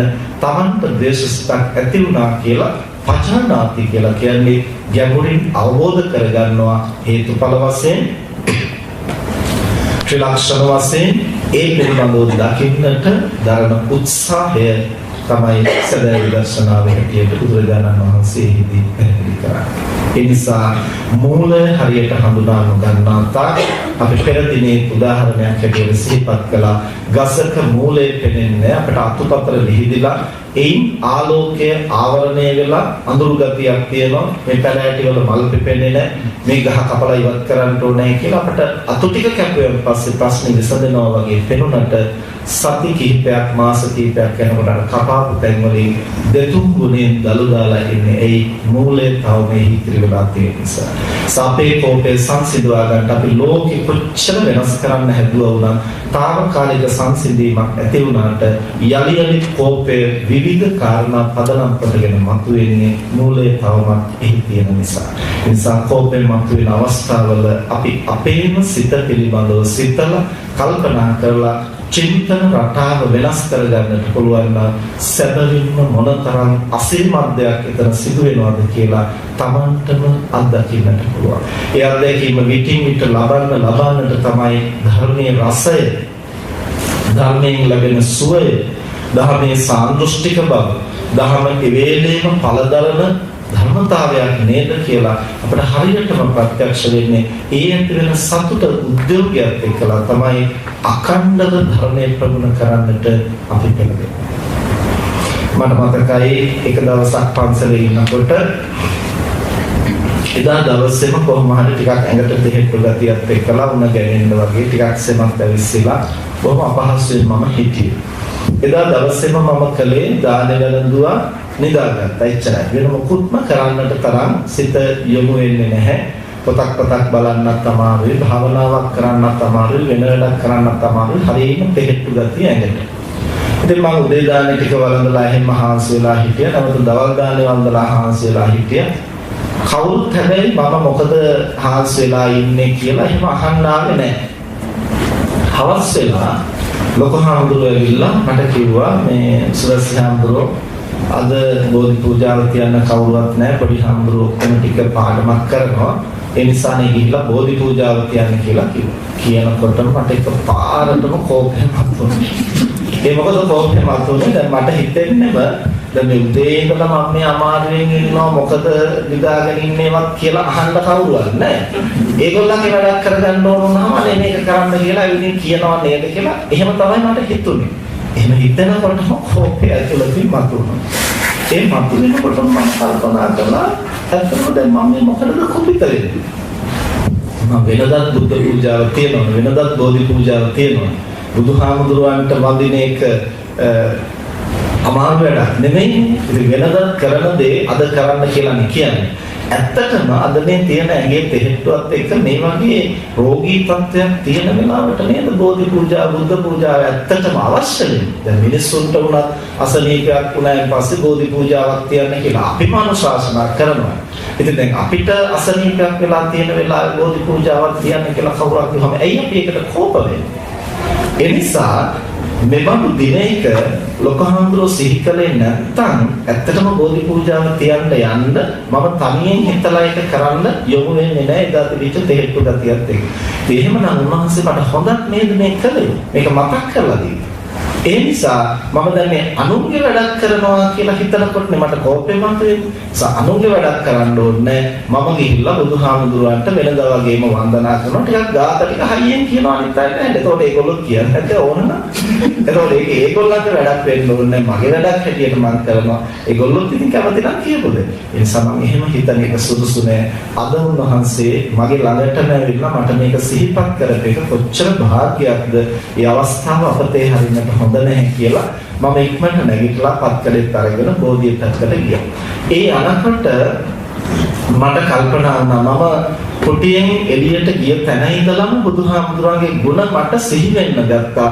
බුදුරජාණන් වහන්සේ මේ ආවේග පාලනය කරගන්න, නිවැරදිව සිතන්න අපිට පැහැදිලි කරලා දීලා නොතිබුණා නම් කොච්චර අනර්ථයක්ද වෙන්නේ? අපේ ආවේගයන්හි මූලය හරියට හඳුනා ගන්න අපිට මඟ පෙන්නලා නොතිබුණා නම් අපි කොහොමද මේවා දැනගන්නේ? මේ තථාගතයන් වහන්සේ මේ අසරණ සත්වයින්ට තම තමන්ගේ සිත් සතන්හි ජනිත වෙන දුර්වලකම් හරියට වටහාගෙන සියලු දුබලකම් දුරු කරන්නට මඟ පෙන්නකෝ කොයි තරම් වටිනා ශාස්ත්‍රවරයෙක්ද කියලා සිතනකොට වෙනදාටත් වඩා මට උන්වහන්සේ පිළිබඳව විශාල ගෞරවයක් ශ්‍රද්ධාවක් ඇති වුණා. ඒ සදහසිතින් මම එදා බෝධිය ළඟට ගිහිල්ලා බුද්ධ වන්දනා කරලා, බෝධි වන්දනා කරලා, ගාථා කියලා, පිරිත් කියලා මම හිතන්නේ පැයකට ආසන්න වෙලාවක් ඒ කටයුතු සිද්ධ කරලා නිමා වෙනකොට ගතට සිතට දැනුනේ පුදුම සැහැල්ලුවක්. අර උදේ ඉඳලා තිලිච්ච වෙහෙස, මහන්සිය, පීඩාව, තෙහෙට්ටු ගතිය සියල්ලක්ම දුර වෙලා සම්පූර්ණ කායික මානසික සුවයක් ඇති වෙලා ඇත්තටම මම වාඩි වෙලා ඉන්න ඉරියව්ව කොහොමද කියන එක පිළිබඳව මට ලොකු ගැටලුවක් නෑ. මට එදා හිතුණා ඒ ඉරියව්වෙන් ඕනනම් රැයක් එළි වෙනකන් උනත් ඉන්න පුළුවන් නේද? ඒ තරම් කායික මානසික සැහැල්ලුව. පුදුමාකාර සතුටක්. ඉතින් මම කල්පනා කළා ලොකුහාමුදුරුවෝ ඇවිදින් මට මේ බෝධි පූජාව තියන්න කියලා යොමු කරපු නිසා නේද මට මේක අත්විඳින්නට ලැබුණේ. ඒ වගේම අර ඇතිවෙච්ච වැරදි චින්තනය නිවැරදි කරගත්තු නිසා නේද මේ භාග්‍ය අත්විඳින්නට ලැබුණේ. ජීවිතේ අනුස්මරණීය දවසක් එදා ඇත්තටම අපි පින්කමක් කළාම බුද්ධ වන්දනාවක් බෝධි වන්දනාවක් කළාම කියන සාන්දෘෂ්ටික වශයෙන් ලැබෙන කායික මානසික සුවය කොයි තරම්ද කියන එක ප්‍රායෝගිකව මගේ ජීවිතයේ අද්භුත දවසක් ඒ දවස. ඉතින් මේ විදිහට තථාගතයන් වහන්සේ අපට දේශනා කරන්නේ ලෝකෙ සිද්ධ වෙන දේවල් නිසා අපට කෝපේ, ද්වේෂය, ආවේගය මතුවෙන්නේ කියලා තමයි එකපාරට අපට හිතෙන්නේ. ඒ හිතන සිතුවිල්ල නිසාමයි අපට හැබෑම දකින්නට බැරි වෙන්නේ, යථාර්ථය දකින්නට බැරි වෙන්නේ. ඒ නිසාමයි අපට ආවේග පාලනය කරගන්න බැරි වෙන්නේ. ඒ නිසා කෝපය, ද්වේෂය, ආවේගය දුරු කරන්නට නම් පළමුවෙනි කාරණේ තමයි ඇත්තටම එහෙම වෙන්නේ මොකක් නිසාද කියලා මූලය අපි හඳුනාගත යුතුයි. හේතුව සහ ප්‍රත්‍ය වෙන්කොට ගත යුතුයි. ප්‍රත්‍ය ලෝකේ ඕනෑ තරම් තියෙන්නට පුළුවන්. මූල හේතුව Tamanගේ වැරදි චින්තනයමයි කියන බව අපි හඳුනා ගන්න ඕන. තථාගතයන් වහන්සේ මේ දේශනා කරන්නේ සංඥා විපල්ලාස, චිත්ත විපල්ලාස, දිට්ඨි විපල්ලාස. විපල්ලාස කියලා කියන්නේ විපරීතය, විකෘතිය. අපි සංඥාව ගන්නෙම වැරදි විදිහට. වැරදි විදිහට සංඥාව ගත්තාන් පස්සේ අපේ චින්තනය කොට නැගෙන්නේ වැරදි විදිහට. එතකොට අපි දකින්නේ වැරදි විදිහට. ඇත්තටම ලෝකේ හැම දෙයක් නැහැ. නමුත් අපි සංඥාවෙන්, චින්තනයෙන්, දෘෂ්ටියෙන් හැම තැනම පටලවාගෙන. ඒ පටලවිල්ල ලෙහා ගන්නට පුළුවන් නම් අපිව සුවපත් වෙන ආකාරය, අපිව සංසිඳන ආකාරය, අපි සැහැල්ලුවටපත් වෙන ආකාරය Taman විසින්ම ප්‍රායෝගිකව අත්දකින්න පුළුවන්. තථාගතයන් වහන්සේ දේශනා කරනවා මේ ධර්මයේ සාන්දෘෂ්ටිකයි කියන්නේ ඒකයි. එක් අවස්ථාවක මෝලිය සීවක කියන පිරිවැජිය බුදුහාමුදුරුවෝ ළඟට ඇවිත් අහනවා සම්දිට්ඨිකෝ ධම්මෝ සම්දිට්ඨිකෝ ධම්මෝ භන්තේ උච්චති කිත්තාවතානකෝ භන්තේ සම්දිට්ඨිකෝ හෝති ධම්මෝ. ස්වාමීනි, ධර්මයේ සාන්දෘෂ්ටිකයි කියලා කියනවා. කොහොමද ධර්මයේ සාන්දෘෂ්ටිකයි කියලා අපි තේරුම් ගන්නේ? බුදුරජාණන් වහන්සේ දේශනා කරනවා සීවක ඔබේ සිතෙහි කෝපය මතුවෙනකොට ඔබට වැටහෙනවද මගේ සිතේ කෝපය තියෙනවා කියලා? ඔව් ස්වාමීනි, මට වැටහෙනවා. ඔබේ සිතේ කෝපය දුරු කළාම ඒ කෝපය දුරු වීමත් එක්කලා සැහැල්ලුවක්, සැනසීමක් ඇති වෙනවා. දැන් මගේ සිතේ කෝපය දුරු වෙලයි කියලා ඔබට පැහැදිලිව දැනෙනවද? ඔව් ස්වාමීනි, දැනෙනවා. ඒක තමයි ධර්මයේ සාන්දෘෂ්ටිකයි කියන්නේ. සිතේ ඇති වෙන දේ අපිට හඳුනා ගන්නට පුළුවන්. ඒක අනිත්‍යයි කියන විදිහට නෙමෙයි. Tamanට දැනෙනවා. බුදුහාමුදුරුවෝ දෙසුව නිසා නෙමෙයි කෝපේ, ද්වේෂය අනර්ථකාරී කියලා අපි තේරුම් ගත යුත්තේ. ඒක මනසේ පහළ වුණාම අපිටම අමාරුයි. අපිම දැනෙනවා, අපිට දැනෙනවා. ඇත්තටම මේ වෙලාවට හරියට සිහියෙන් Taman දිහා බලන්න පුළුවන් නම් ඇතුළ කොයි තරම් කැකෑරෙනවද, මොන තරම් පහත් මානසික තත්ත්වයන්ද ඇති වෙන්නේ කියලා දකිනකොට මේ මමද කියලා හිතෙනවා. මේ මම මිනිස්සෙක්ද කියලා හිතලා තරම් පහත් මානසික තත්ත්වයන් කෝපේ, ද්වේෂය, ආවේගය මතුනම ඇති වෙනවා. ඉතින් ඒ ස්වභාවය දකිනකොට තමයි මෙතන සත්‍යයේ කෝපුද්ගලයක් නොවේ, මේ ධර්මතා ක්‍රියාකාරී වෙනවා. හැබැයි මේ ධර්මතාවය මහත් වූ අනර්ථයක්මයි ගෙන දෙන්නේ. ඒ නිසා ඒ ඇති වුණාseම වෙනස් කරන්නට පුළුවන් කියලා හඳුනා ගන්නට අපි දක්ෂ වෙනවා. එතකොට ඒක වෙනස් කරන්නේ කොහොමද කියලා තේරුම් ගන්න ටික ටික අඩු වැඩි කරලා එක එක පැත්තට විමසා බලන්නට ඕන. ඒ වෙලාවට අපෝයි මගේ හිතට කෝපයක් මතුණා කියලා කලබල වෙන එක නෙමෙයි. ඒක මනසෙහි පවතින තාක්කල් අකුසලයක් තමයි ජනිත වෙන්නේ. නමුත් අකුසලයේ ජනිත වුණා කියලා එකපාරට මඟ හරින්නට හදලා හරියන්නේ නැහැ. ඒක ඇති වෙන, ඒක උත්සන්න වෙන, ඒක අඩු වෙන ක්‍රම ටික ටික බලන්නට ඕන, පරීක්ෂා කරලා. ඒ කෝපේ වැඩි වෙන්නේ කොහොම හිතනකොටද? කෝපේ සමනය වෙන්නේ කොහොම හිතනකොටද? දරා ගන්නට බැරි වෙන්නේ කොහොම හිතනකොටද? මේවා පිළිබඳව දිගු කලක් අධ්‍යයනය කරලා ඒ ද්වේෂයේ, ආවේගයේ අනර්ථකාරීත්වය හරියටම වැටහුණාට පස්සේ තමයි බුදුහාමුදුරුවෝ දෙසු නිසා නෙවෙයි, අනුන් කියන නිසා නෙවෙයි, හාමුදුරුවෝ කියන නිසා නෙවෙයි, ඇත්තටම මේ ධර්මතාවය අනර්ථයක් ඇති කරනවා කියලා තමන් විසින්ම වටහාගෙන ඒ දුරු කරන්නට පුළුවන් වෙයි. ඒ නිසා කෝපය දුරු කිරීම සඳහා මේ පළමුවෙනි කාරණය අපි ඉගෙන ගන්නට ඕන, අපි පුහුණු කරන්නට ඕන. කුමක්ද ඇත්තටම ද්වේෂය පිළිමේ මූල හේතුව මොකක්ද? ඒ අපේ චින්තනයයි. ඒ චින්තනය මට වෙනස් කළ හැකි, ඒ සඳහා මා කුමක් කළ යුතුද කියලා පරිස්සමින් තේරුම් අරගෙන පුරුදු කිරීම. ඒ කල යුත්තේ අන් අවස්ථාවක නොවේ ඒ කෝපේ මතුවෙන්නට කරුණු පැමිණෙන අවස්ථාවක. අනිත් අවස්ථාවලදී සිතා බැලීම අවශ්‍යයි. මොකද කුපිත වෙච්ච වෙලාවේ අපිට මේක සිතේද නැද්ද දන්නේ නැහැ. ඒ නිසා අනිත් අවස්ථාවල සිතන්න ඕනේ. සිතලා හැම පුරුදු කරගත්තාම කෝපේ මතුවෙන අවස්ථාවේ අපිට ඒ පිළිබඳව දකින්නට පුළුවන්. එක පාරටම කෝපේ නැති කරන්නට ඔන්න දැන් අද මම බණ ඇහුවා හෙට ඉඳන් ආයෙ කුපිත වෙන්නේ නැහැ කියලා එහෙම හිතාගත්තා. එහෙම හිතද්දී මේ කොලේ කඩලා දැම්මම එක පාරට අපේ මනෝභාවයන් දුරු කරන්නට බෑ. අපිට අනුක්‍රමයෙන් මේවා පුහුණු කරන්න පුළුවන්. මේක පුහුණු කරනකොට වෙනදට වඩා කෝපය ඇති වෙන අවස්ථා අඩු වෙන්නට පුළුවන්. ඒ වගේම වෙනද කෝප වෙලා භාගයක් අපි දුක් විඳිනවා නම් මෙහෙම සිතන්න පුහුණු කරන්න පටන් ගත්තට පස්සේ මේක අඩුතරමින් විනාඩි 25කටවත් අඩු කරගන්න පුළුවන්. විනාඩි 5ක් අපි සහනයෙන් හිටියත් ඒකත් ලොකු ඵලයක්. ලොකු දියුණුවක්. ඊට තව ටික කාලයක් පුරුදු කරනකොට විනාඩි 20කට විතර අඩු කරගන්න පුළුවන්.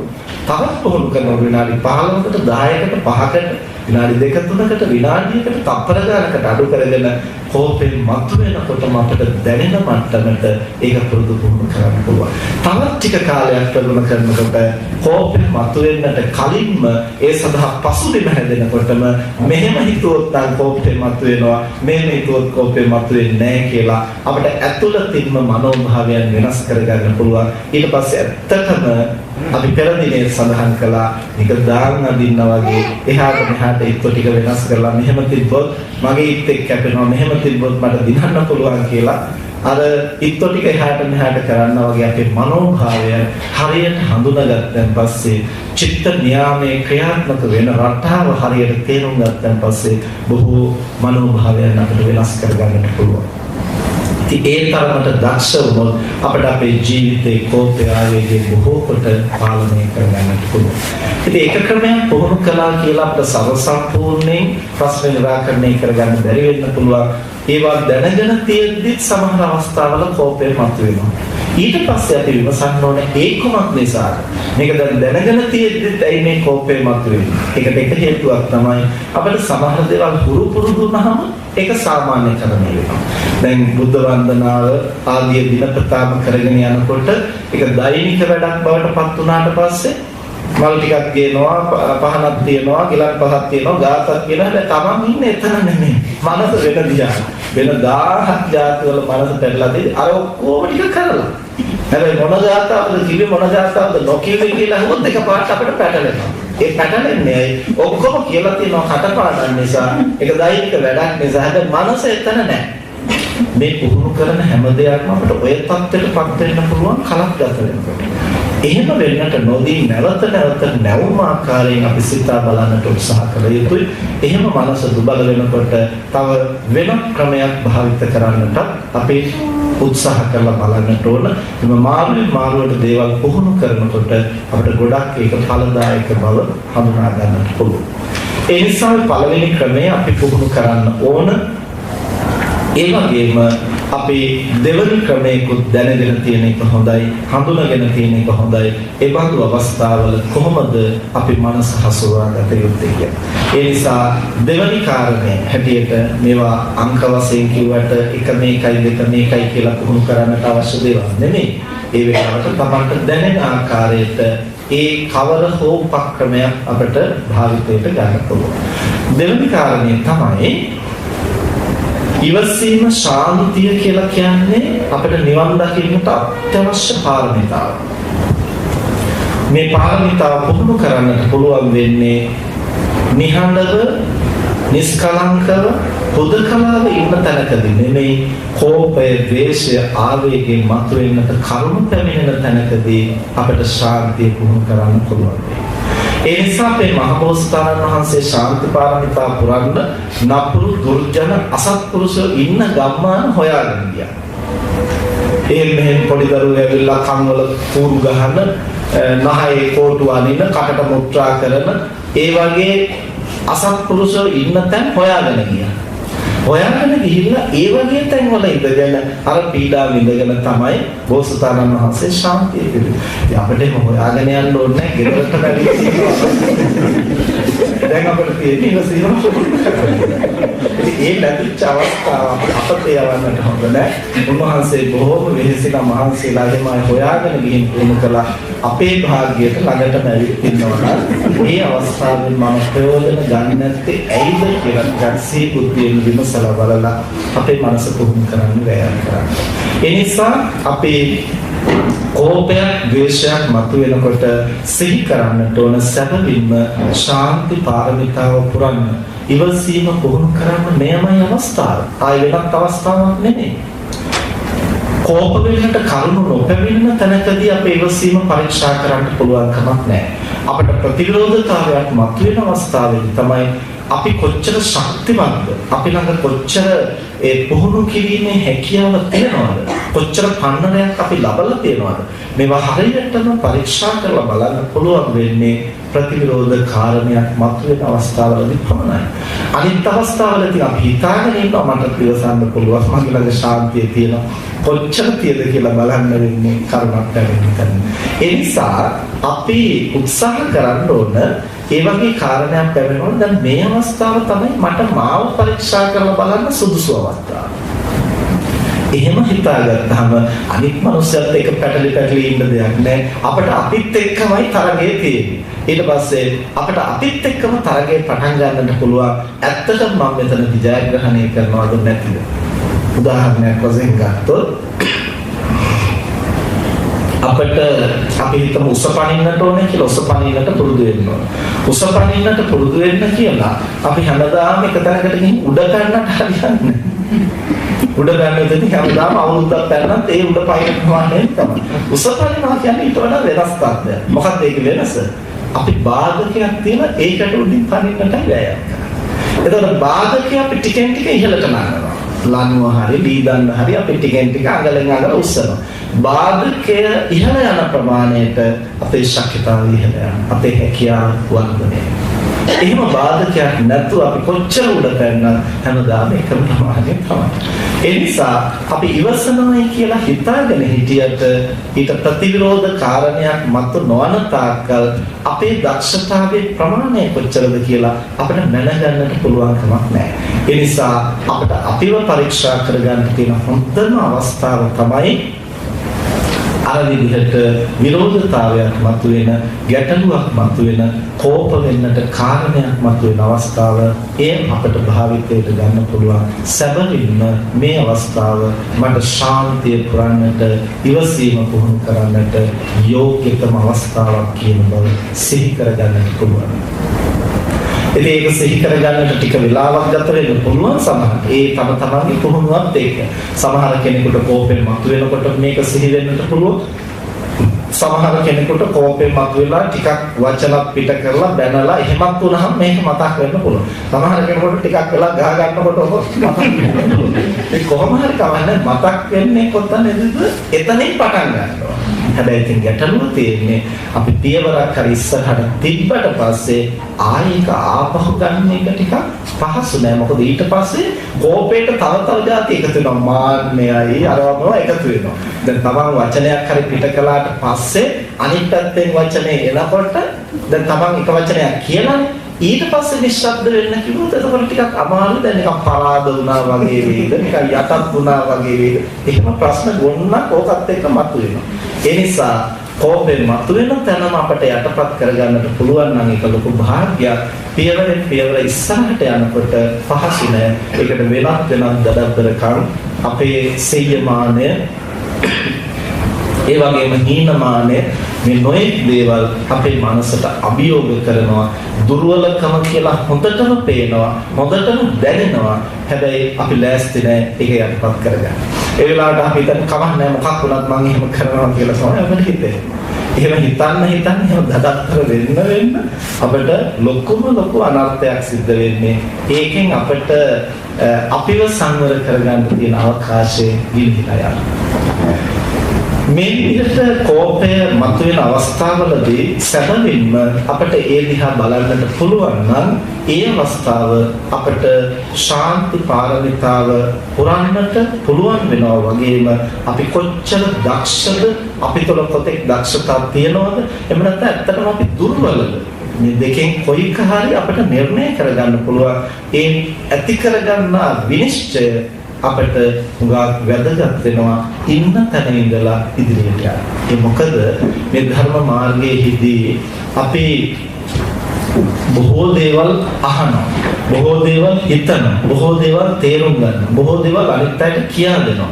නමුත් මේ දන්න කියන දේවල් තුල අපි කොච්චර පිළිහිටලා ඉන්නවද කියන එක අත්හදා බැලුවේ නැත්නම් අපි මේ කියන තරම්ම හිතන තරම්ම දේවල් වල ප්‍රායෝගිකව යෙදিলা තියෙද කියලා පරීක්ෂා කළේ නැත්නම් අපි දන්නා දේ බොහෝ පුළුල් හැබැයි අපි ඉන්න තැන බොහෝම ප්‍රාථමික තැනක් නම් ඒ අතර අන්තරය ගොඩක් වැඩි වෙන්න අපි අතර යම්කිසි පරස්පරතාවයක් ප්‍රකට වෙනවා. අපි ළඟ නිකන් දෙබිඩි ගතියක් ප්‍රකට වෙන්නට ගන්නවා. අපි හිතන දේ කියන දේ අපි පැහැදිලි කරගන්නදී අපි දන්න දේ ගොඩාක් පුළුල් හැබැයි අපි ජීවත් වෙන ප්‍රායෝගික තත්ත්වයට වඩා ගොඩාක් පල්ලෙහා මට්ටමක නම් ඒක ප්‍රශස්ත තත්ත්වයක් නෙමෙයි. ඒ නිසා මේ අන්තරය පුළුවන් තරම් අවම කරගන්න අපි වෑයම් කරන්න ඕනේ.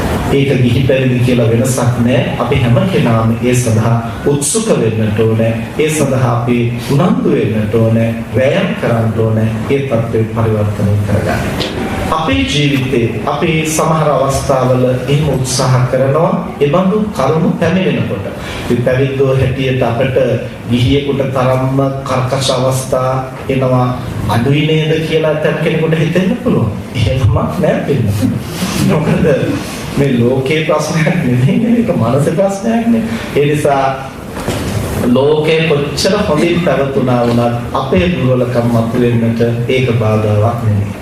එක දවසක් මට මතකයි ධර්මදේශනාවකට අපට ආරාධනා කළා එක විහාරස්ථානයක. ඒ විහාරස්ථානයට අපි කලින් ධර්මදේශනා සඳහා සම්බන්ධ වෙච්ච තැනක් නෙමෙයි. අලුත්ම විහාරස්ථානයක. ඉතින් බණකට යනකොට සාමාන්‍යයෙන් විනාඩි 5ක් 10ක්වත් කල්ැතුව යන්න අපි හැමතිස්සෙම උත්සාහ කරනවා. ඒ මොකද නියමිත වෙලාවට අපි එතන හිටියේ නැතිනම් මිනිස්සුන්ට බණ කියන අපිම වෙලාවට යන්නේ නැත්නම් ඒකත් ගැලපෙන්නේ නැහැනේ. අවවාද දෙනකොට හිතන්න ඕනනේ. ඊටත් වඩා මිනිස්සු තමන්ගේ වැඩ කටයුතු පාලු කරගෙන ඒවා නවත්තගෙන එදින් බලා ඉන්නවා සිය ගණනක් දහස් ගණනක්. ඉතින් සද්ධාව තියෙන මිනිස්සු අනේ හම්බුරු මොකද දන්නේ පරක්කු වෙන්නේ කියලා එහෙම හිතා ඉන්නවා. හැබැයි සමහර මිනිස්සු බැන ඉන්නවා. වෙලාවක් කියවනම් ඒ වෙලාවට වැඩ කරන්න බැරි කියලා. ඉතින් ඔය දෙපැත්තම සුදුසු නැහැනේ. ඒ නිසා අපි හැම විටම බණකට යනකොට පොඩ්ඩක් හරි කලින් යන්නට වෑයම් කරනවා. දැන් ඔය විහාරස්ථානයේ ධර්මදේශනාව තියෙන දිනේ අපි ටිකක් කල්ැතුවම විහාරස්ථානයෙන් පිටත් වුණා. නමුත් කලින් ගිහින් තියෙන තැනක් නෙමෙයි අහගෙන පාරවල් අහගෙන හොයාගෙන යන්න උනේ. දැන් ගරදිලා වෙන පාරක් ගියා ටික දුර. කොහොම ගිහිල්ලා අර පන්සලට යනකොට විනාඩි 10ක් විතර පාරක් වෙනවා. මේ විතර වෙනවා. ඊට පස්සේ දායක මහත්තයෙක් මුතුකුඩේ අරගෙන දුවගෙන ආවා වාහනේ ළඟට. ඇවිදින් කිව්වා හාමුදුරනේ දැන් ටිකක් පාරක් වෙලා තියෙන අපි කොහොමම වලිමු ධර්මාසනෙට. ධර්මශාලාවට වලිමු. පස්සේ මම කිව්වා වික්ෂුන් වහන්සේලා හිටියට අපි එහෙම කරන සිතක් නෑ. අනිවාර්යෙන් බණකට ආවන් පස්සේ සංඝාවාසයට ගිහිල්ලා වැඩිහිටි හාමුදුරුවමක් ඉන්නවනම් වන්දනා කරලා පොඩි හාමුදුරුවමක් ඉන්නවනම් කතා කරලා ඊට පස්සේ අපි බණ කියන්නේ යන්නේ. නිකන් මේ පිටගම් කාර්යව වගේ පිටින් ඇවිල්ලා ඒ කටයුතු කරලා යන්නේ. ඒක වික්ෂුන් වහන්සේලාගේ චාරිත්‍ර නෙමෙයි. ඒ නිසා අපි සංඝාවාසයට යනවා. එහෙම කියනකොට එතුමා කිව්වා නෑ නායක හාමුදුරුවෝ කිව්වා දැන් පරක් වෙලා තියෙන නිසා ඔබ වහන්සේ කෙලින්ම ධර්මාසනයට වැඩමවගෙන යන්න කියලා නායක හාමුදුරුවෝ එතනට එන්න කිව්වා. ඉතින් නායක හාමුදුරුවෝ කිව්වා නම් මට ගැටලුවක් නෑනේ. එහෙනම් අපි කෙලින්ම ධර්මශාලාවට යන්න කියලා මම එතනින්ම ධර්මශාලාවට ගිහින් ධර්මාසනයට වාඩි වුණාට පස්සේ නායක හාමුදුරුවෝ වැඩම කරලා මයික් එක අරගෙන දැන් පිළිගැනීමේ කතාව කරනවා. හැබැයි අර කියන්නේ මොකක්වත් ඇහෙන්නේ මහා ශබ්දෙට පිරිතක් දාලා ලවුඩ් ස්පීකර් එකේ. දැන් බණ ඇහෙන්න දාලා තියෙන පුංචි බෆල් කීපයක් විතරයි. ඒකේ ශබ්ද යට කරගෙන අර පිරිත ශබ්ද ඇහෙනවා. කියන්නේ මොකක්වත් තේරෙන්නේ නැහැ. පස්සේ මම කල්පනා කළා නායක හඳුරු ආදිසියට කලබලේ එන්නේ නැති පිරිත් කැසට් එක නවත්තන්න බැරි වෙන්නේ නැති. දැන් පිළිගැනීමේ කතාව කරලා ගිහින් නවත්තයි කියන අදහසින් මම දෙන්නේ ශබ්දෙ හිටියා. පිළිගැනීම කරලා උන්වහන්සේ මයික් එක අපි අතට දීලා වැඩම කළා. දැන් මම පන්සල් සමාදන් කරනවා මොකක්වත් ඇහෙන්නේ නැහැ පැහැදිලි. හැබැයි මිනිස්සුන්ට පන්සල් කටපාඩම් නිසා යන්තම් ඇහෙනකොට සෙල්වට වගේ කියනවා.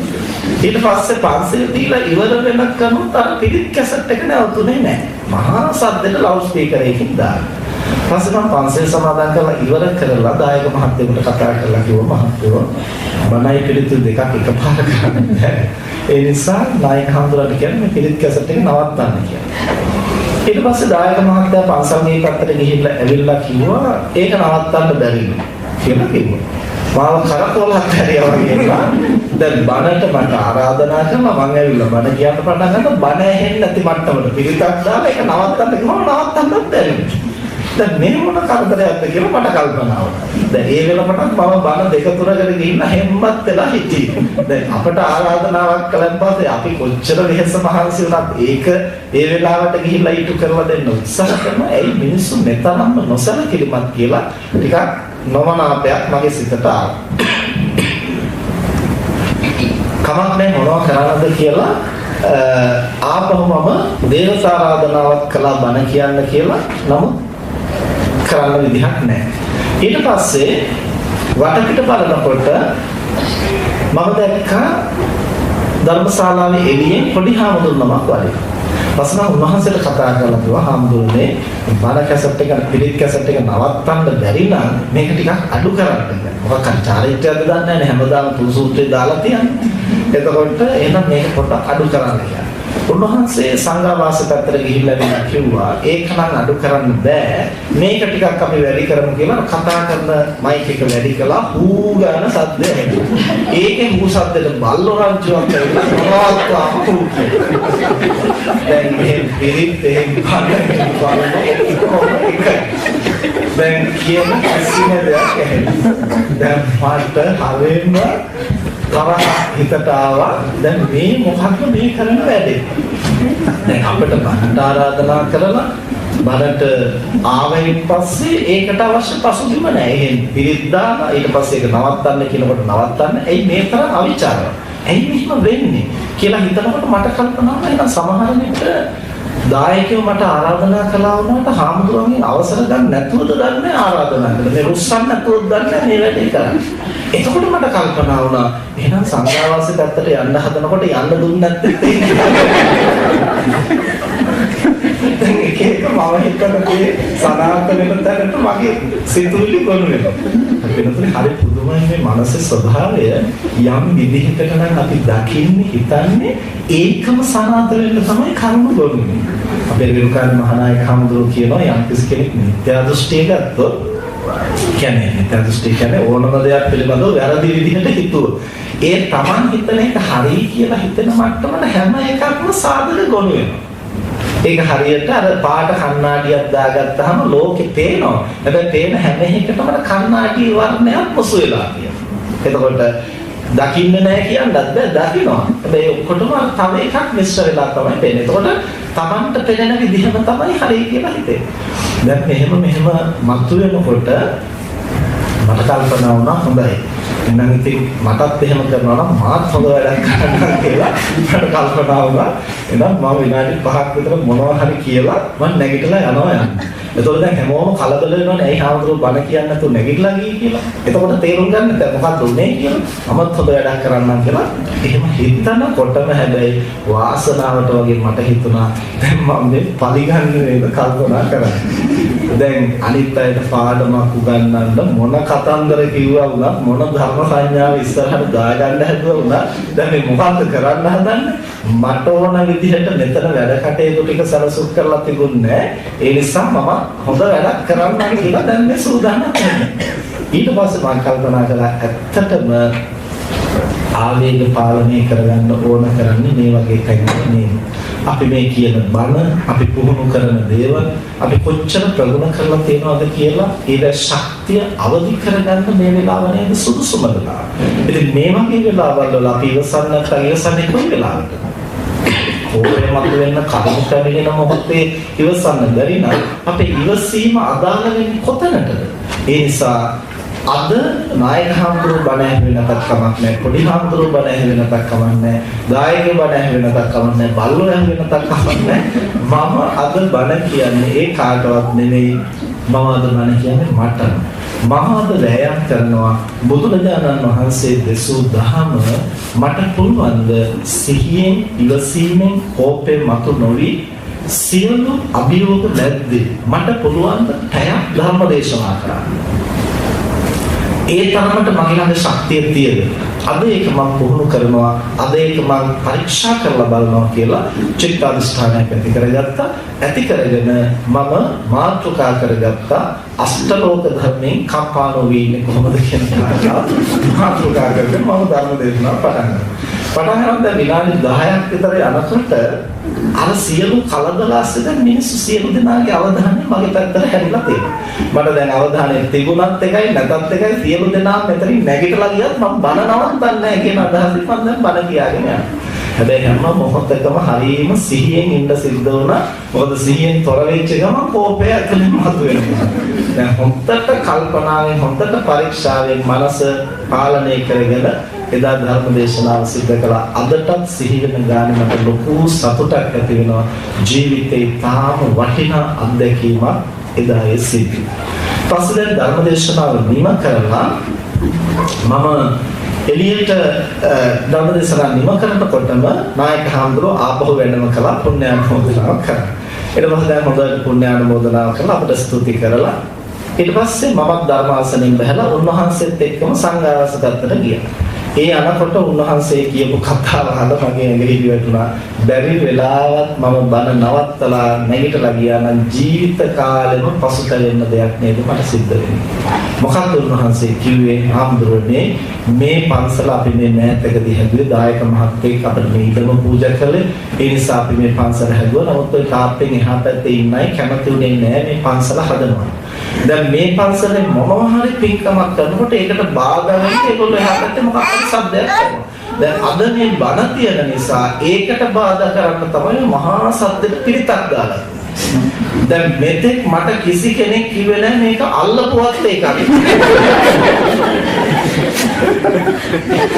ඒක කිව්වනම් මට ඉවසන්න දෙන්නේ. ඒක නොකියුවේ ඒක අද මට හිතෙනවා හොඳයි කියලා. හැබැයි කවුරුත් ඒ කතා කිව්වේ මේක නවත්තන්න බෑ අඩු කරන්න බෑ ඔය කතා තමයි කියන්නේ. මම අන්තිමට එහෙම කියවන් පස්සේ මට පුදුම හිතුණා බුදුරජාණන් වහන්සේ අපිට අවශ්‍ය තැන ඒ ධර්මතාවයන් පුහුණු කරන්නට මේ මඟ පෙන්වීම නොකළා නම් ඒ විදිහට අපි පුහුණු කිරීම කරන්නේ නැතිනම් ධම්මෝ හවේ රක්ඛති ධම්මචාරී ධර්මයෙන් හැසිරෙන කෙනා ධර්මයෙන් රකින්නවා. ඒ ධර්මතාවයේ එදා මම පුහුණු කරපු නිසා ඒක පිහිටා සිටිය නිසා ජීවිත කාලෙට බැඳෙන්න පුළුවන් පසුතැවීමෙන් මට නිදහස් වෙන්න පුළුවන් වුණා. එහෙම නොවුණා නම් සියලු කල්හි එක්තරා වරදකාරී හැඟීමක් මගේ මනසට පීඩා කරනවා. එදා මම ඒ දේ කළා. මොකද නැගිටලා මම ආවනම් ආය ධර්මාසනයට ගිහිල්ලා වාඩි වෙලා ආය මම කියන්නේ නැහැ. නැගිටලා එනවා නිසා ඒකයි මම කිව්වේ පියවරක් හරි ඉස්සරහට තිබ්බොත් අපිට ආය ආපහු ගන්න පහසු නැහැ. ඒකට මාන්නේ අභිමානයයි ඔක්කොම එතනට හේතු වෙනවා. හේතුණන් පස්සේ අපිට ආය දෙවෙනි තැනකට වැටෙනවා මම පල්ලෙහාට වැටෙනවා කියන හැඟීමක් ආපු ගමන් අපිට වැරද්ද බව තේරුණා වුණා. ඒක නුසුදුසුයි කියලා තේරුණා වුණා. දේවල් පාලනය කරගන්නට පහසු නැහැ. ඒ නිසා බුදුරජාණන් වහන්සේ දේශනා කරන්නේ මේ ආවේගයන් මතුවෙන් පස්සේ අපේ සිත ව්‍යාකූල වෙනවා. ව්‍යාකූල වෙනකොට හේතුව ඵලය අර්ථය ධර්මය වැටහෙන්නේ නැතු වෙනවා. ඇත්තටම මම මේ කුපිත වෙලා ඉන්නේ මොකක් නිසාද කියලා කොතෙක් කරුණු විමසුවා වුණත් අපිට ඇත්ත පේන්නේ නැහැ. ඒ වෙලාවට අර සිතන දකින විදිහටම තමයි අපිට කරුණු ගොනු වෙන්නේ. ඒ අපි හිතන විදිහම හරි කියලා තමයි අපිට කල්පනා වෙන්නේ සිතේ. අනිත් මොකක්වත් ඒ වෙලාවට පේන්නේ. ඒ වගේ මේ කරන්න යන දේ කොච්චර අනතුරක්ද වෙන්නේ කියලා අපිට පේන්නේ. ඒ වෙලාවට අපිට හිතෙන්නේම අනුන්ට රිද්දන එක, අනුන්ගෙන් පරිගන්න එක, මට කරපු දෙයට මාත්‍යමක් කරන්න ඕන. ඒක තමයි ලොකුම සතුට කළ යුතුම දේ හැටියට අපිට පේන්නේ. නමුත් ඇත්තටම ඒක නොවේ කල යුත්තේ එසේ නොවේ සිටිය යුත්තේ කියලා තේරුම් ගන්න නම් අපි පොඩ්ඩක් අපි දිහා හැරිලා ආපහු හැරිලා විමර්ශනය කරලා බලන්න ඕනේ.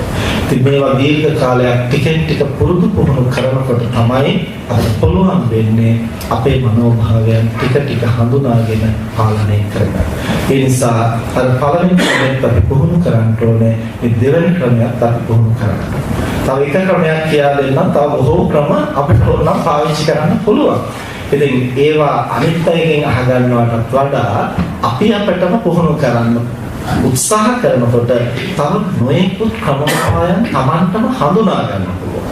මේ සිත ගැන අවදියෙන් ඉන්න අවශ්‍ය ධර්මතාවයන් ප්‍රගුණ කරන්න අපිටම අනන්‍ය වූ විවිධ ක්‍රමෝපායන් අපිට ඒ තුලින් හරියට ගන්න. තුන්වෙනි ක්‍රමය තමයි අපිට කෝපයක් මතුවලා ප්‍රතික්‍රියා දක්වන්නට වෑයම් කරනකොට අපි මොහොතක් සිතලා බලන්නට ඕන. දැන් තව කෙනෙක් වැරදි අනිත් කෙනාගේ වැරද්දට උපදෙස් දෙන්න. දැන් අපි හිතමුකෝ දැන් මුලින් අපි කියවනේ කෝප වෙන්නේ අනුන්ගේ වැරද්දම නිසා නෙමෙයි අපි හිතන විදිහයි කියලා. එහෙම හිතුවා උනාට තව කෙනෙකුට හිතන්න පුළුවන් ආමුදුරෝහම කිව්වට මන්නා කෝපය ඇති වෙන්නේ මගේ වැරද්ද නිසා නෙමෙයි මේ නෝනා කරන වැඩේ නිසාමයි මම නම් දෙන්නේ. මහත්යක් කරන වැඩේ නිසාමයි දරුවාගේ වැරද්ද නිසාමයි මම කෝප වෙන්නේ කියලා කෙනෙකුට හිතන්න පුළුවන්. මොකද ඇත්තටම එයාගේ තරමිස වැරද්දක් විද්‍යමාන වෙනවා. ඒ බඳු අවස්ථාවලදී අපේ සිත හදාගත්තට විතරක් ප්‍රශ්නේ විසඳෙන්නේ නැහැ කියලා යම් කෙනෙකුට විතරකයක් මනසින් මතුවෙන්න පුළුවන්. ඉතින් මම හිත හදාගෙන හිටියන් පස්සේ ඔක්කොම හරියයිද? එහෙම අපිට හිතෙනවා. ඇත්තටම මේ ප්‍රශ්නේ මතු කරන්න වටින ප්‍රශ්නයක්. මොකද මම හිත හදාගත්තා කියලා විතරක් පෞලේ ප්‍රශ්නේ විසඳෙන්නේ නැහැ. රටේ ප්‍රශ්නේ විසඳෙන්නේ නැහැ. එහෙමනම් අනේකා සම්බන්ධව යමක් කළ යුතුයි නේද? එහෙම හිතන එක වරදක් නැහැ. නමුත් ගැටලුව තියෙන්නේ මම සංසුන් නොවි මම සංයමයටපත් නොවි ලෝකේ ප්‍රශ්නයට උත්තර හොයන්න ගියන් පස්සේ අපිට සැබෑ පිළිතුර සැබෑ පිළියම නෙමෙයි දැනෙන්නේ ආවේගකාරීව අපි ඇබ්බැහි වෙලා තියෙන අපි පුරුදු වෙලා තියෙන දෙයක් තමයි අපි ප්‍රතික්‍රියාව හැටියට ක්‍රියාත්මක කරන්නේ. මේ සතුන්වෙනි ක්‍රමය තමයි ලෝකයට ප්‍රතික්‍රියා දක්වන්නට අනුන්ගේ වරද හදන්නට යමක් කළ යුතුයි කියලා හිතනවා නම් පළවෙනිවටම තමන් සිතා බලන්න ඕනේ ලෝකෙ හදන්නට කලින් මම අඩුතරමින් මගේ ආවේගය සමනය කරගන්නට දක්ෂද? අනිත් කෙනාගේ වැරද්දක් තියෙන්න පුළුවන්. එයාගේ වැරද්ද පෙන්නලා ඉස්සෙල්ලා මට මාව පාලනය කරගන්න පුළුවන් වෙන්නේ. මට මාවවත් පාලනය කරගන්න බැරි නම් මගේ මේ පුංචි සිතුවිල්ලක් වෙනස් කරගන්න බැරි නම් මම කොහොමද ලෝකෙට උපදෙස් දෙන්න සුදුසුකම් ලබන්නේ?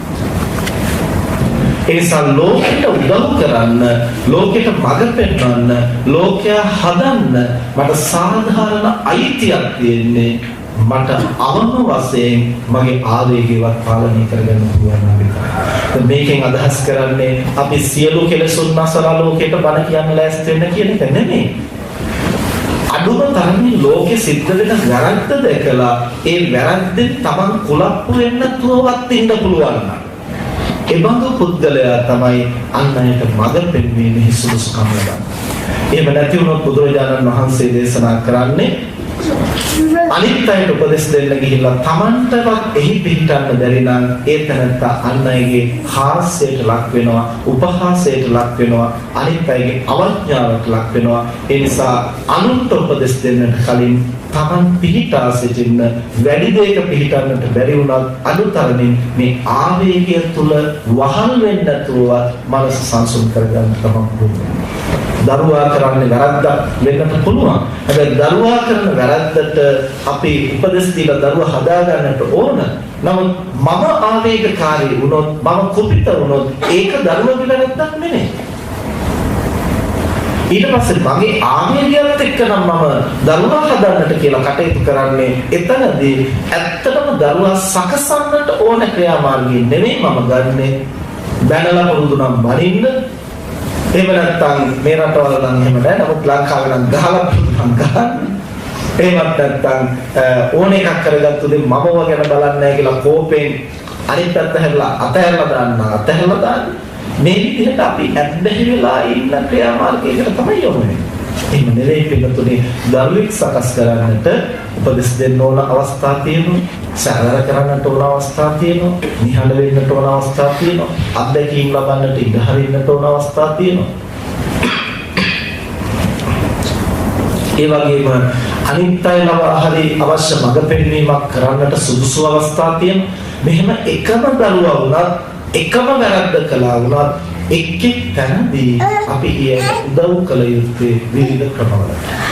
ඒ අවස්ථාවේ ඒ දරුවාගේ මානසික තත්ත්වය හරියට හඳුනාගෙන උදව් කළ යුතුයි. ඒ වගේම බිරිඳ හරි සැමියා හරි අවශේෂ ඥාතියෙක් හිතවතෙක් හරි ආයතනයේ සේවකෙක් හරි කාගෙන් හරි වැරද්දක් වෙනවා නම් ඒ පිළිබඳව අපි කල යුත්තේ මොකක්ද කියන එක බොහෝම ප්‍රවේශමෙන් කල්පනා කරලා තියෙනවා. ඉතින් ඒ සඳහා අපිට සංසුන් මනසක්, නිදහස් මනසක් නැති වුණොත් අපි ක්‍රියාවට නංවන දේ ඇත්තටම ප්‍රශ්නේ විසඳන්නට කාරණයක් වෙනවට වඩා ප්‍රශ්නේ තව දුරදිග යන්නට අවුල් වෙන්නට පමණක් කාරණයක් වෙනවා. ඒ නිසා තුන්වෙනිව අපි සිතා බලන්නට ඕනේ අත්තානමේව පඨමං පතිරූපේ නිවේසය අතඤ්ඤ මනුසාසය නකිරසේ පඬිතු. බුදුහාමුදුරෝ දේශනා කරන්නේ ඉස්සලා තමන් සුදුසු දෙහි පිහිටන්න, එව පිහිටලා අන් අයට උපදෙස් දෙන්න.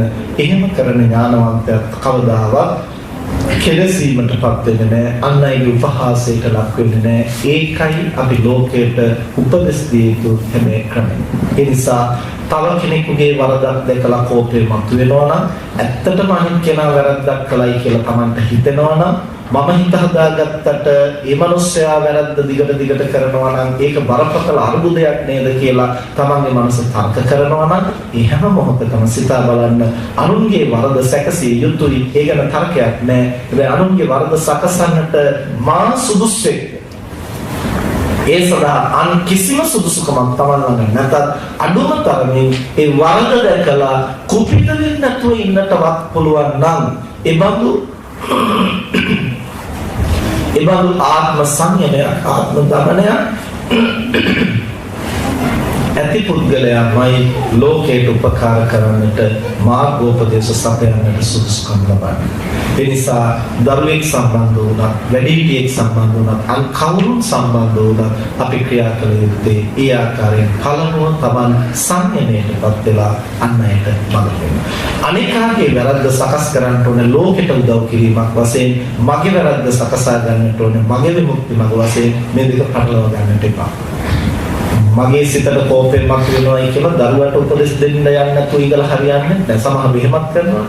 මෙන්න මේ ළමයා මොකද්ද වැරද්දක් කරනවා. ඔකට මම එක අත ගන්න ගියොත් තමයි මම කොහෙන් ආව තීන්දුවක් නැහැ. ඒ නිසා ඔන්න බලන්න පොඩ්ඩක් කියලා මම හැරලා නිකන්.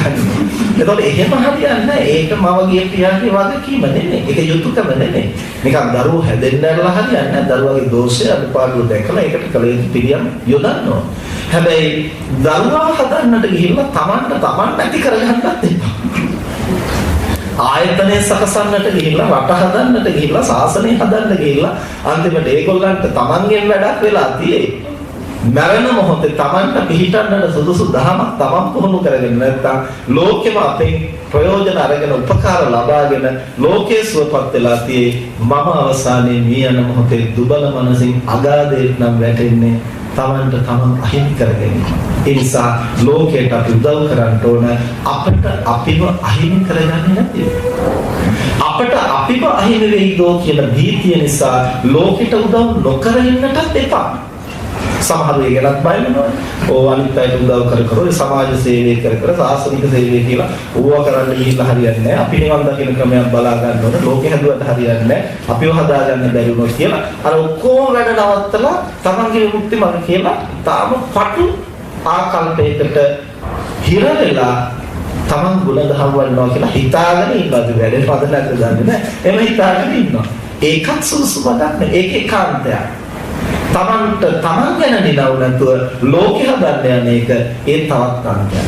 අපි ලෝකෙට උදව් කරන්න ඕනේ කරුණා මෛත්‍රියෙන්. තමන්ගේ දෝෂය සකස් කරගන්න ඕනේ ප්‍රඥාවෙන්. ප්‍රඥාව සහ කරුණාව මේ දෙක මත තමයි මේ ධර්ම මාර්ගයේ ඉදිරියට යන්නේ. තථාගතයන් වහන්සේ මහා ප්‍රඥාවෙන් මහා කරුණාවෙන් උන්වහන්සේගේ දුබලකම් සසරේ හඳුනාගෙන ඒ සියල්ලෙන් විනිර්මුක්ත වුණා. ඒවා හඳුනා ගන්න තරමට තමයි අපට අන් අයට උදව් කරන්න පුළුවන්. අපේ සිත් තුළ දුබලකම් මතුවීම කියන එක වරදක් කියලා කියන්නේ ඒක තමයි ස්වභාවය. හොඳ නෑ තමයි. නමුත් ඉතින් දුර්වලකම් මතුවෙනවා. හැබැයි ඒ මතුවෙන දුර්වලකම හඳුනා ගන්න පුළුවන් නම් විවිධ පැතිවලින් ඒ පුද්ගලයාට තමයි අනිත් අයගේ දුබලකම් හඳුනාගෙන මඟ පෙන්වන්න පුළුවන්. දැන් අපට අද මේ බණ ටික කියන්න පුළුවන් වෙලා තියෙන මේ අත්දැකීම් ටික අපි ලබපු නිසා. ඒවා පිළිබඳව විමසිලිමත් වෙච්ච නිසා ඒ දුර්වලකම් මගේ සිතේ මතුනේ නැතිනම් මම දන්නේ නැහැ මෙහෙම දෙයක් ක්‍රියාත්මක වෙනවා කියලා. ඒත් අනිත් අයට උපදේශයක් දෙන්නට පුළුවන් වෙන්නේ දුර්වලකම් මතුවෙනේම හරියට හඳුනගන්න. ඒ නිසා මේ සාසනික ප්‍රතිපදාව තුළ දුබලකම් මතුවීම පිළිබඳව බුදුහාමුදුරුවෝ නිග්‍රහ කරලා නැහැ. බුදුහාමුදුරුවෝ නිග්‍රහ කරන්නේම ඒ දුර්වලකම නොදකින තැනට. ඒ දුර්වලකම හරියට හඳුනගන්නේ නැත්නම් ඒ දුර්වලකම පිළිබඳව අවදිමත් වෙන්නේ නැතිනම් ඒ බඳු පුද්ගලයාට තමයි මෝඝ පුරුෂයා කියලා බුදුහාමුදුරුවෝ නිඳා කරලා තියෙන්නේ. නිඳා කරනවා කියන එකෙන් අදහස් කරන්නේ මේ පුද්ගලයාට සිහිය උපදවා ගන්නට, ඒ පුද්ගලයා නිවැරදි මාර්ගයට ගන්නට බුදුරජාණන් වහන්සේ ඒ වචනේ පාවිච්චි කළ හිස් පුරුෂයා. ඇයි ඒ තරම් දුර්වල වෙන්නේ?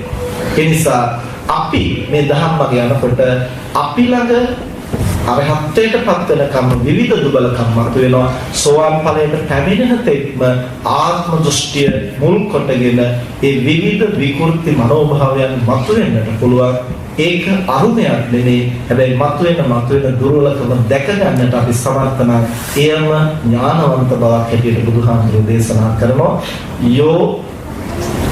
යෝබාලෝ මඤ්ඤති බාල්‍යං පණ්ඩිතෝ වාපිතේනසෝ. යම් නුවණ මද පුද්ගලේ තමන්ගේ නුවණ මද වුණා එතනදී කියලා, තමන්ට එතන ප්‍රඥාව යට ගියා කියලා හරියට දකිනවනම් ඒකම ඥානවන්ත බව. මොකද දුර්වලකම දකිනකොට තමයි අපිට ඒවා සකස් කරගන්න පුළුවන්. ඉතින් මේ ක්‍රමෝපායන් අපිට දෛනික ජීවිතේ පුහුණු කරන්න පුළුවන් නම් තමන්ටම හඳුනා ගන්නට පුළුවන් ඒවා කොච්චර ප්‍රායෝගිකව ක්‍රියාත්මක වෙනවද කියලා. මේ කාරණා කියනකොට දවසක් එක තරුණ වෛද්‍යවරයෙක් අපිට දුරකථනයෙන් කතා කරලා කියනවා, ආම්දුන්නේ මම ඔබ වහන්සේගේ බණක් ඇහුවා මේ කෝපය දුරු කරන ක්‍රමය ගැන. ඒක නම් මාර ක්‍රමයක්, මට හරියට මේක ප්‍රයෝජනවත් වුණා කියලා කිව්වා. මම මොකක්ද මේ මාර ක්‍රමය කියන්නේ? එතුමාගේ වචන වලින් මම කිව්වේ. ඊට පස්සේ කිව්වා නෑ ආම්දුන්නේ ඔබ වහන්සේ කියන්නේ මනට කිව්වන්නේ මේ කෝපය මතුවෙනකොට ඒක තමයි ඉවසන්න සුදුසුම අවස්ථාව කියලා. ඉතින් මටත් ඒක පුහුණු කරන්න සිද්ධ වුණා ඇත්තටම. මොකද කියලා එතුමාගේ අත්දැකීම කිව්වා. අලුතෙන් සේවයට ගිය තරුණ වෛද්‍යවරයෙක්. ඉතින් එතුමා සේවය කරන තැන ප්‍රධාන වෛද්‍යවරයා බොහොම කෝපය බහුල කෙනෙක්, ආවේග බහුල කෙනෙක්. ඒ නිසා දේවල් හොඳට කරත් දැනුම් අහන්න වෙනවා, නරකට කරත් දැනුම් අහන්න. දවසකට කීප විටක් දැනුම් අහන්න නැතුව ඉන්න දවසක් කවදාවත් නැහැ. ඉතින් මෙහෙම හැමදාම හරියම අප්‍රසන්නව තමයි වැඩ ටික කරන්න වෙන්නේ. ඒ නිසා උදේට රස්සාවට යනවා කියලා මතක් වෙනකොට මරන්න ගෙනියන්න වගේ අමාරුවෙන් තමයි යන්නේ. ඒ සතුටින් යනවා නෙමෙයි. හැබැයි මාරු කරගන්නට විදිහක් නැහැ. අලුතෙන්ම ගිය නිසා එතන වැඩ කරන්න සිද්ධ වෙනවා. වෙන ආයතනයකට යන්න විදිහක් නැහැ. වෙන රස්සාවකට යන්න විදිහක් නැහැ. පුළුවන් වුණත් බැරි වුණත් ඇදගෙන යන්න වෙලා තියෙනවා. කොහොම ඉන්න අතරතුරේ තමයි අපේ ධර්මදේශනාව අහන්න ලැබිලා තියෙන්නේ. ඊට පස්සේ එතුමා කල්පනා කරලා තියෙනවා මාත් මේ ක්‍රමෙ පුහුණු කරලා බලන්න ඕන කියලා. දැන් එතුමා ටික ඊට පස්සේ උත්සාහ කරලා තියෙනවා. තමන්ගේ ප්‍රධානියා කෝප වෙලා කෑ ගහනකොට චෝදනා කරනකොට හොඳයි මං ඉවසීම පුහුණු කරන්න මේක අවස්ථාවක් කරගන්නවා කියලා එතුමා ටිකෙන් ටික මනස පුහුණු කරලා. ඉතින් එතුමා කියනවා මුල් අවස්ථාවේ නම් අම්බුනේ හරියට ඒක අපහසු වුණා. හැබැයි සතියක් මාසයක් ප්‍රගුණ කරනකොට මට දැනෙන්න ගත්තා හැම මොහොතකම මට මගේ මනස ප්‍රත්‍යක්ෂා කරන්න අවස්ථාවක් ලැබෙනවා. ඒ වගේම හැම මොහොතකම මම ටිකෙන් ටික වැඩෙනවා කියලා මට දැනෙන්න පටන් ගන්නවා. ඒ නිසා අම්බුනේ වහන්සේ පින් සිද්ධ වෙනවා. දැන් මම බොහොම සන්තෝෂයෙන් රස්සාවට යනවා. දැන් මට මගේ ප්‍රධානියා බැන්නත් සතුටුයි නොබැන්නත් සතුටුයි කියලා කිව්වා. මම දෙකේම සතුටු වෙන්නේ ඇයි කියලා. ඒතකොට කිව්වා නොබැන්නොත් ඉතින් සතුටුයි කරච්චලයක් අතු වැඩ ටික කරන්න පුළුවන් කියලා. බනිනකොටත් සතුටුයි. ඒ වෙලාවට මට මගේ මනස පුහුණු කරන්නට අවස්ථාවක් ලැබෙනවා නේද කියලා. ඉතින් එහෙම කියලා හැබැයි එතුමා ඊළඟට තව එක ප්‍රශ්නයකට ඇහුවා. මොකක්ද එතුමා අහපු ප්‍රශ්නය? හාමුදුරනේ දැන් මේ වැඩ පිළිවෙලට මම එකඟයි. හැබැයි මට තේරුම් ගන්න බැරි තව කාරණයක් තියෙනවා. දැන් අපි මෙහෙම ඉවසන්න ගියාම අනිත් මිනිස්සුන්ගේ අපි නිවට්ටව ගන්න ගණන් ගන්න. ඕන එකක් ඉවසගෙන ඉන්නවා. ඒ නිසා මොකක්වත් ප්‍රශ්න නැහැ. ඒක ඔක්කොම අපි පිටටම පටවනවා. එහෙම වෙන්නේ නැහැ. මම කිව්වා මේ ප්‍රශ්නේ බොහොම වැදගත් දෙයක්. ඒ නිසා එතනදී අපි ක්‍රියාත්මක විය යුත්තේ ඉවසීම මා සඳහා විනා ලෝකෙට පෙන්වන්නට නෙවෙයි. නිවන් මඟ ගුණධර්ම වැඩිම ප්‍රදර්ශනය සඳහා නෙවෙයි. තමන්ගේ දෝෂය දුරු කරගන්නට ඉවසන්නේ. ලෝකෙ ක්‍රියාත්මක වෙන්නත් එතනට අවශ්‍ය විදිහට. අපි ඉවසනවා කියන එක ප්‍රදර්ශනය කරන්න ඕනේ නැහැ. දරුවෙක් වැරද්දක් කරනකොට තාත්තා ඉවසනවා අම්මා ඉවසනවා කියලා එහෙම දරුවොත් එහෙම ඒ දරුවා ආයෙ වැරද්ද කරන්න පටන්. එතකොට දරුවාට අඟවන්න ඕනේ නැහැ අපි ඉවසනවා කියලා. අපේ ඉවසීම අපටයි අපි සිත කුපිත කරගන්න නැතුව හැබැයි එතනදී අවශ්‍ය වෙන්නේ බැනවදින එක නම් ලෝකේ සකසන්නට ඒ දෙකම යුතුයි. එතනට අවශ්‍ය වෙන්නේ අපි කුපිත වුණා වගේ හැසිරෙන එක නම් ඒක එතනට අවශ්‍යයි කොහොමද සඳහාද ඒ පරිවර්තනය සිද්ධ කරන්න. එතනට අවශ්‍ය වෙන්නේ සේවකයා කරන වැරද්දට තදින් අවවාද කිරීම නම් ඒක අවශ්‍යයි. අපි හිතමු ආයතනයක වැඩ කරනකොට තමයි යටතේ කටයුතු කරන සේවකයෙක් යම් වැරද්දක් කරනවා. ඒ වැරද්ද කරනකොට අපි අර පෙර දිනේ කිව්වා වගේ දැකපු දෙයට සීමා කරනවා, අහපු දෙයට සීමා කරනවා කියලා ඉතල හරියන්නේ නැහැ. මොකද වැරද්ද පෙන්නලා දෙන්නවා. පෙන්නලා දීලා සකස ගන්න නැතිනම් තදින් අවවාද කරනවා. අවවාද කරලා සැකසෙන්නේ නැත්නම් ඔහුගේ සීමාමයි පෙන්වන්න ඕනේ මේ දිනේට කලින් මේ වරද හදාගන්න නැත්නම් මට සිද්ධ වෙනවා ඉවත් කරලා මෙතනට වෙනත් කෙනෙක් අනුයුක්ත කරන්න. ඒ අනතුරුංග වීම කරන්නට සිද්ධ වෙනවා. එහෙමත් සැකසෙන්නේ නැත්නම් ඒ පුද්ගලයා අයින් කරලා එතනට වෙනත් කෙනෙක් යොමු කරගන්න ඕනේ. එතකොට හිතෙන්න පුළුවන් අපරාධය අර මිනිස්යාගේ රස්සාව නැති කලේ මම නේද? ඒ මිනිස්යා දරුවෝ කීප දෙනෙක් පෝෂණය කරගෙන ජීවත් වෙන්නේ මේක නිසා නේද? දැන් මම මේක නැති කලේ. නෑ මම නැති කළා නෙමෙයි. ඒක රැකගන්න අපි අවස්ථාව දුන්නා. එක මිනිස්සෙක්ගේ බඩ ගෝස්තරය රකින්න ගිහලා ආයතනයක් කඩාකප්පල් කරන්න බෑ. ආයතනයක් කියන්නේ කෙනෙක් නෙමෙයි. එතකොට ආයතනයක් සුරක්ෂිත කරන්නේ සියලු දෙනාගේ වගකීම අපි සතුයි. එතන ප්‍රධානියන. ඒ නිසා ඒ සියලු දෙනාගේ යහපත පිණිස අපිට එක් පුද්ගලයෙක් වෙනස් කරන්නට සිද්ධ වෙනවා. එතනින් රැකෙන්නටයි අපි අවස්ථාව දෙන්නේ. ඒ නිසා ඒ අනුන්ගේ දුබලකම අපේ කරට ගන්නට ඕන නෑ. අපි එතනදී යෝග්‍ය පරිදි ක්‍රියා කරන්න ඕන. හැබැයි පෞද්ගලිකව මට රුස්සන් නැති නිසා මම කුපිත වෙච්ච නිසා ඒ මනුස්ස රස්සාවෙන් දොට්ට දානවා. ඒක හොඳ නෑ. අපි පුළුවන් තරම් අවස්ථා දීලා ගෙන් සැකසෙන්නේ නැතිනම් ආයතනයේ සුබ සිද්ධිය සඳහා අපිට යම් කිසි ක්‍රියාමාර්ගයක් ගන්නට වෙනවා. ඒ විදිහට ලෝකයේ අන් අයගේ අඩුපාඩු සකසන්නට අපිට උදව් කරන්න පුළුවන් නම් එතනදී ඒ විදිහෙන් ක්‍රියාත්මක වෙන්නේ හොඳයි. නමුත් අපි කුපිත වෙන එක නෙමෙයි. දැන් ওই නුවර දුස්සර මහත්මයෙක් ඉන්නවා අපේ හිතවත් එතුමා ගාක් අපේ ධර්ම දේශනා අහනෝ විතරක් නෙමෙයි ඒක ප්‍රායෝගිකව ගොඩාක් ප්‍රගුණ කරන්න උත්සාහ කරනවා. එතුමත් එක්කලා කතා කරන්න මම ගොඩාක් ප්‍රියයි. මොකද කතා කරනකොට අපිම කියපු බණවල ගොඩක් දේවල් එතුමා ප්‍රායෝගිකව පුහුණු කරන්න හැටි එතුමා අපිත් එක්කලා පැහැදිලි කරනවා. මේ කාරණේ මෙතනදී මෙහෙම ක්‍රියාත්මක කළා. ඒකෙන් මෙච්චර ප්‍රයෝජන ලැබුවා. එතකොට රෝගීන්ට වෛද්‍යවරුන්ට හෙදියන්ට මේ හැම අවස්ථාවකම ධර්මයේ කියලා කියන්නේ නැතිව එතනට යෝග්‍ය විදිහට මේ ධර්ම කාරණා උපදේශාත්මකව එතුමා ලබා දීලා ගොඩාක් ලොකු සේවයක් කරනවා තමන්ගේ ක්ෂේත්‍රය තුල.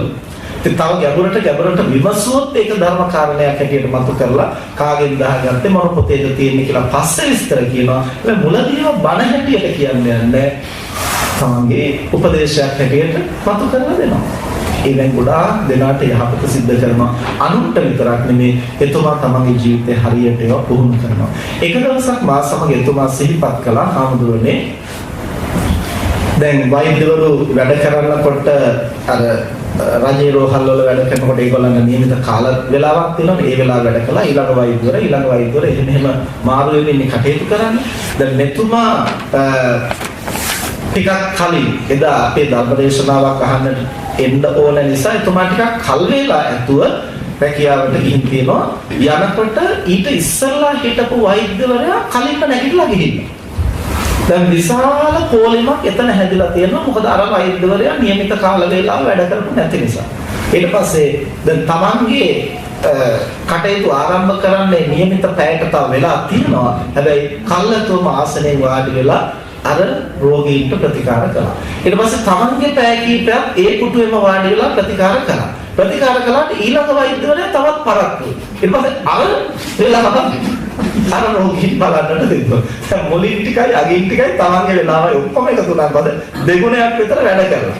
හැබැයි එතුමා හිත නරක කරගෙන නැහැ. ඒ කටයුතු ටික ඉවසීමෙන් කරලා තියෙනවා. හැබැයි දැන් තමන් ඉවසුවා කියලා දිගටම ආයතනයේ මෙහෙම කටයුතු වෙන්න ගියොත් මේක හැමදාම කරන්න පුළුවන් වැඩක් නෙමෙයි. ඒතකොට ආයතනයේ කටයුතු ව්‍යාකූල වෙනවනේ. ඊට පස්සේ ඒ අන්නයිගේ දුර්වලකමට තමනුත් එක පැත්තකින් අනුබල දුන්නා වෙනවා. එහෙනම් තමන් මේක ඔක්කොම ඇදගෙන යන නිසා අනිත් අය මගාවේ ඒක සුදුසු නෑ. ඒ නිසා තමන්ගේ ඉවසීම තමන්ට. තමන්ගේ ඉවසීම තමන්ගේ පාලනය සඳහා. හැබැයි ලෝකයේ හැටියට පවත්වන්නට අපි සැලකිලිමත් වෙන්න ඕන. ඒ නිසා එතුමා බොහොම ඉවසීමෙන් හිත නරක කරගන්න නැතුව වෛද්‍යවරයාගේ කාර්යභාරය නම් වෙලාවට වැඩ කරන එකවත් එහෙම නැත්නම් මට මේ ටික විතරයි අයිති කියලා ප්‍රතික්ෂේප කරන එකවත් නෙවෙයි. වෛද්‍යවරයාගේ කාර්යභාරය රෝගියාගේ සුවතාවය පිළිබඳව කැපවීමයි කියන මේ වෛද්‍ය ධර්මය මත පිළිතලා එතුමා ඉවසීමෙන් අර කටයුතු ටික කරනවා. හැබැයි හවස එදාම එතුමා අධ්‍යක්ෂවරයාට කතා කරලා වහාම තියෙන ගැටලු පිළිබඳව සාකච්ඡා කරන්න රැස්වීමක් කැඳවමු කියලා යෝජනා කරලා අර රැස්වීමේදී එතුමා මේ කාරණේ පැහැදිලි කරනවා. මෙහෙම දුර්වලකම් වෙනවා. මේවා දිගට කරතුනොත් කරන්න බෑ. ඒ නිසා මම අද මෙච්චර අපහසුතාවයකටපත් වුණා. ඊට පස්සේ මෙහෙම නොවෙන්නට මොකක් හරි වැඩ පිළිවෙලක් හදාගන්න. මොකද ඒ අධ්‍යක්ෂකවරයා අලුතෙන් ආපු කෙනෙක් එතුමාට මෙතන සිද්ධ වෙන පුංචි දුර්වලකම් ගැන තවම අවබෝධයක් නැහැ. ඉතින් ඒ අවස්ථාව ප්‍රයෝජනයට අරගෙන සමහර ආත්මార్థකාමී පුද්ගලයෝ ඒ තමන්ගේ වෘත්තීයමය අවස්ථාව රාජකාරී අවස්ථාව වෙන දේවල් වලට යොදා ගන්නවා. එතකොට අපි මේ දෙක වෙනම හඳුනා ගන්න ඕනේ. අපි කෝපය ආවේගය පාලනය කරගෙන අපේ මනස සකස් කර ගන්න ඕන.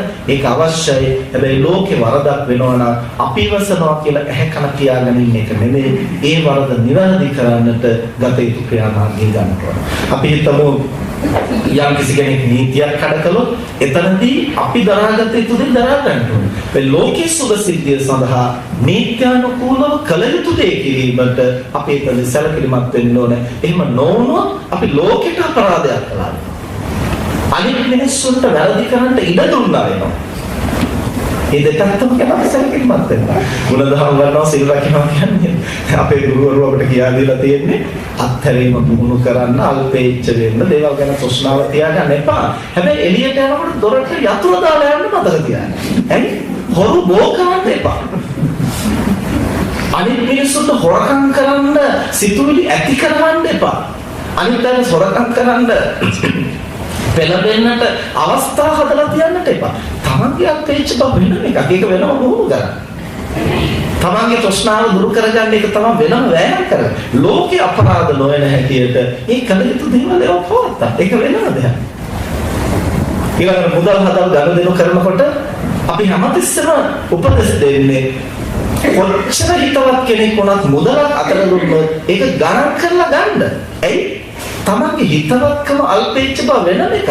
හැබැයි බැරි වෙලාවත් ඒ කියන ගාන එතන නොතිබුණොත් අර හිතවත්ම මනුස්සයා ගැන තමන්ට හැකියාවක් ඇති වෙන්න පුළුවන්. ඊට පස්සේ මේක කියන්නත් බෑ නොකියන්න. බැරි වෙලාවත් තමන් කිව්වොත් අර මනුස්සයා තමන් ගැන හැකියාවක් හිතන්න පුළුවන්. මොකද්ද මේ හොඳ හිත් පළුදු කරගන්න ඕනේ.